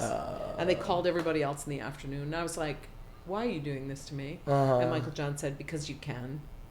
And I was just like, fuck. And then I just didn't like the pace at which we went and recorded that album. Sure. Michael John doesn't hear this. But I just was like, we had no input, which I hate when that happens when you do an album. So I listened to it once, and I listened to it again. Sure, yeah. So that's probably Did you like it, or did you not like it? I liked it because I liked the musical, but I just thought it was a little tight. Sure. I hear you. All right, last one. Oops. No, I already played that one. Yeah, we played that one already. That's Marie Christine. That's yes, it is. Chicago. We're Cincinnati. Thank you. Yeah, there it is. Name that song. That was pretty great. You got like 5 out of the 7. Well, something like that. I missed 2. Yeah, I think you missed. Yeah, I missed 2. Yeah, I missed mine, and then I missed That was great. And the Rink one. Yeah, that was awesome. That was perfect. Yeah. I thought I was gonna do way worse. I'd like to ask a little state of the industry question. What are you most looking forward to in theater right now? What have you seen recently that you loved? Things like that. I can say that I saw Prince Faggot on Sunday, and I really thought it was a very well written play. I've not seen it yet. You should go. Yeah. It's over at the... It's at the old second stage. Studio Seaview. Yeah. And wonderful cast. It's very good. It's about Prince George. Oh, wow. Yeah, it's very well written and very good. Interesting. I am looking forward to the other young people that I work with who are great are the Lazar brothers. Oh, they sound so familiar. Yeah, they wrote We Live in Cairo. Oh, sure, yeah. The show that I'm doing next year in February, March is called Nightside Songs, and we had done it at the Under the Radar Festival. It's happening at Lincoln Center. We did it at ART. And we're doing it at Lincoln Center. Oh, that's exciting. I didn't even realize that. Beautiful show. Has that been announced that you're a part of that yet? Not yet. Okay. No, not okay, yet. Gotcha. I don't know. By the time this comes out, it'll already be mid-December. I don't know when they're announcing, but probably around that time. Anyway, it's a beautiful That's show. Great. That's exciting. And these boys, they're brothers, they're so talented. Yeah. And they're in their early 30s, and they're going to be... I love that. Yeah, my friend who saw the show said they're the new Gershwins. Wow. Yeah, they're fabulous. That's interesting. Yeah, that's a really big compliment. Yeah. I swear to God, I'm very happy to work with these guys. Oh, well, we look forward to that. That'll probably be my first time at the Mitzi New House. Yes. No, it's not in the Mitzi. It's at LCC3. It's Claire Town. Okay, gotcha. Yeah. Either way, I've never been to either one of them, so I look forward to that. It's a gorgeous show. It's about illness. It's about dying. And it's kind of, we make the audience sing along with us. There's a bunch of songs in the show that are for the audience to sing along, and we teach them, and then they sing along. And by the end of the show, and this has been my experience with the show, people release so much grief from the show because it's about you watch someone die, basically. Right. And it's about caretaking and illness, and I just watched people just sob. Because everyone has grief. Are you yawning and you're trying not to? No. Oh, okay. It's really good. So it'll be February, March next year. Exciting. Yeah. I look forward to that. Nightside Songs. Yeah. And we end the question with the same time, and I know you mentioned you don't worship people. We started by asking you, who is your I want to be like you when you were a kid? And we want to ask you now, who is your I want to be like you now? And it could be someone in your life. It doesn't have to be a celebrity or something like that. It could be whoever you'd like. I want to be like Jane Goodall. Oh, wow. She just died she recently, did. Mm-hmm. and I cried when she died because she was an extraordinary human being who had the depths of humanity in her spirit, and who her mission was to take care of the world and Yeah. the planet and the animals. Mhm. And I thought it was an enormous loss when she died. Yeah. Yeah. That was like a month ago or so, a little longer. Yeah, like a couple of months ago, I think. Yeah. Yeah. She was, you know, in her 90s. She lived a beautiful life of service. And, you know, huge with the gorillas. And I just admired her very much. Yeah. I love that. We'll take it. Jane Yeah. Goodall. Thank you so much for doing this. This has been Thank much. you. I'm looking This forward was- to Nightside Songs and, Yes. and all the LaChuisa stuff and Yeah. everything. Thank you. Thank It's such a treat. You're Mary wonderful. Testa. Thank you, everybody. Thank you, you guys. I Want to Be Like You with Elbi Cespedes is produced by Elbi and Christian Cespedes. Special thanks to Angelina Cespedes, Vincenzo Salvatore Cakes, THERESA McCarthy, and of course, Mary Testa.